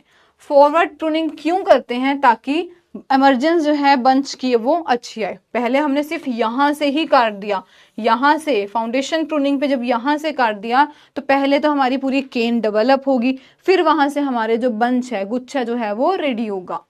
फॉरवर्ड प्रूनिंग में हमने क्या कहा कि हमें सिर्फ इमरजेंस ऑफ बंच से मतलब है कि यहाँ जिस तरह से स्पर्स हैं तो हमें जो बंच है वो अच्छा खासा मिले। ठीक है, नेक्स्ट हमारे पास आते हैं हार्वेस्टिंग इंडेक्स क्या है। तो कटाई सूचकांक किस पे हम लोग बेस करेंगे कि हाँ भाई अब हमारी हार्वेस्टिंग हो चुकी है। तो पहले तो बिल्कुल बेसिक्स है कि यहाँ पे ग्रेप बेरीज जो है बिगन टू राइपनिंग स्टेज, ये कई बार ना टर्म पूछ लेता है कि बताइए उसको क्या कहते हैं, कि ग्रेप की जो बेरीज है वो राइपनिंग स्टेज तक अब आ गई तो उसको हम लोग कहेंगे वरेशियन। अब यहाँ पे जब हमने उसकी हार्वेस्टिंग कर दी तो यहाँ पे हमें कुछ मटेरियल यूज होते हैं पैकिंग वगैरह करवाने के लिए। तो जैसे कि ग्रेप गार्ड जो है यूज करते हैं, जिसके अंदर ये है ग्रेप गार्ड के आसपास हमने जो है इस तरह से लेयर बिछा दी, जो कि सोडियम बायसल्फाइड जो उसमें होता है। और ये क्या कंट्रोल करता है कि जब हमने उसकी हार्वेस्टिंग कर दी, अब उसमें ये ना हो कि पड़े पड़े उसमें डिजीज आने लग जाए, फंगल डिजीज आ जाए, तो वो ना आए, तो इसलिए हम लोग जो है ये ग्रेप गार्ड को यूज करते हैं, जो कि सोडियम बाइसल्फाइड या सल्फर डाइऑक्साइड हम लोग कहते हैं, वो जो है वो रिड्यूस करता है, ठीक है, वो रिलीज करता है। आइडियल हम लोग टीएसएस की बात करते हैं, प्रोसेसिंग। अगर तो मुझे जैसे प्रोसेसिंग पर्पस में अपने ग्रेप्स को आगे कहीं भेजना है, किसकी कैंडी बनवा दो या कुछ करवा दो, रेजिन बनवा दो, तो वहां पे प्रोसेसिंग पर्पस के लिए टीएसएस 15 तक रहती है। रेजिन पर्पस की अगर हम लोग बात करते हैं पर्टिकुलर किशमिश के लिए, तो 22 से 23% हम लोग देखते हैं टीएसएस होनी चाहिए। बाहर मेरे को भेजना है, एक्सपोर्ट कराना है, तो 18 जो है डिग्री ब्रिक्स हो। एंड बेरी का डायमीटर बहुत इंपॉर्टेंट बनता है ये, कि अगर हम लोग एक्सपोर्ट पर्पस की बात करते हैं तो 18 mm से ज्यादा, क्योंकि बाहर भेजने हैं तो क्वालिटी और क्वांटिटी अच्छी होनी चाहिए, साइज अच्छा होना चाहिए, तभी वो बाहर जाने के लिए एक्सेप्टेबल है कि हाँ जी आप अब यूएस भेज दो या कहीं भी आप भेजना चाहते हो। तो वो बेरी का डायमीटर 18 mm से ज्यादा है, या एटलीस्ट उतना तो होना चाहिए। क्वेश्चन बनता है कि मेजर न्यूट्रिएंट डेफिशिएंसी ग्रेप में कौन सी आती है in the world is magnesium. ठीक है, ये क्वेश्चन है। इसके बाद हमारी आती है वेराइटीज। तो वेराइटीज में पहले क्रिम्सन सीडलेस, जो कि यूएसए की इंट्रोडक्शन है, और ये कलर्ड सीडलेस है। फ्लेम सीडलेस की बात करते हैं तो ये शॉर्ट ड्यूरेशन की वैरायटी, और हम इसको नॉर्थ इंडियन प्लेन्स में लगाते हैं, बहुत इंपॉर्टेंट वैरायटी है। ब्यूटी सीडलेस बहुत इंपॉर्टेंट है। फैंटेसी सीडलेस ठीक ठीक है। थॉमसन सीडलेस तो बहुत ज्यादा इंपॉर्टेंट है। इवन इसका क्या नाम दिया गया, रूलिंग वेरायटी, कि आज इस वेरायटी का इंडिया पे राज है। कौन सी है, रूलिंग ये थॉमसन सीडलेस। परलेट हो गया, अर्कावती हो गया, जो कि ब्लैक चंपा इनटू किसका क्रॉस है, थॉमसन सीडलेस का। चलिए फिर ऐसे करते हैं, कल स्टार्ट कर लेंगे, ठीक है, क्योंकि अभी क्रोसिस पड़े हैं। ऑनेस्टली बोलूंगी तो क्रोसिस वगैरह पड़े हैं, तो आपको लंबा लगेगा ज्यादा सेशन। देख लेते हैं कितने को स्लाइड्स पड़ी हैं, फिर हम लोग कल कंटिन्यू कर लेते हैं, ठीक है। हाँ जी, अभी पड़ी हैं स्लाइड्स।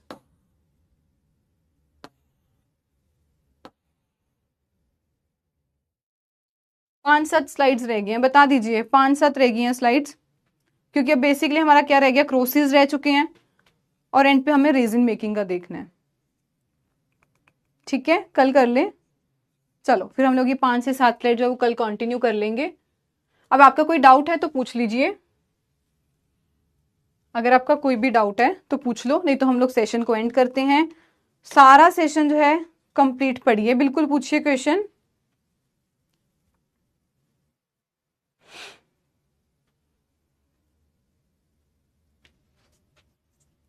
बिल्कुल एंड है सेशन, बिल्कुल अंकुश कुमार हैंड्स अप, हमने एंड कर दिया, ठीक है।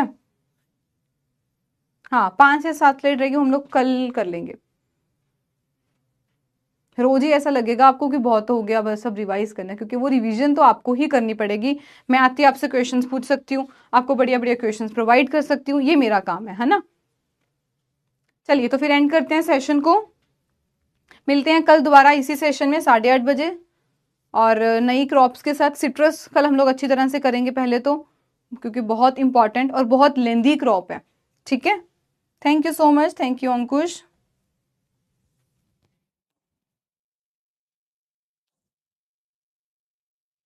और इसी के साथ हम लोग शाम को भी मिलते हैं यूट्यूब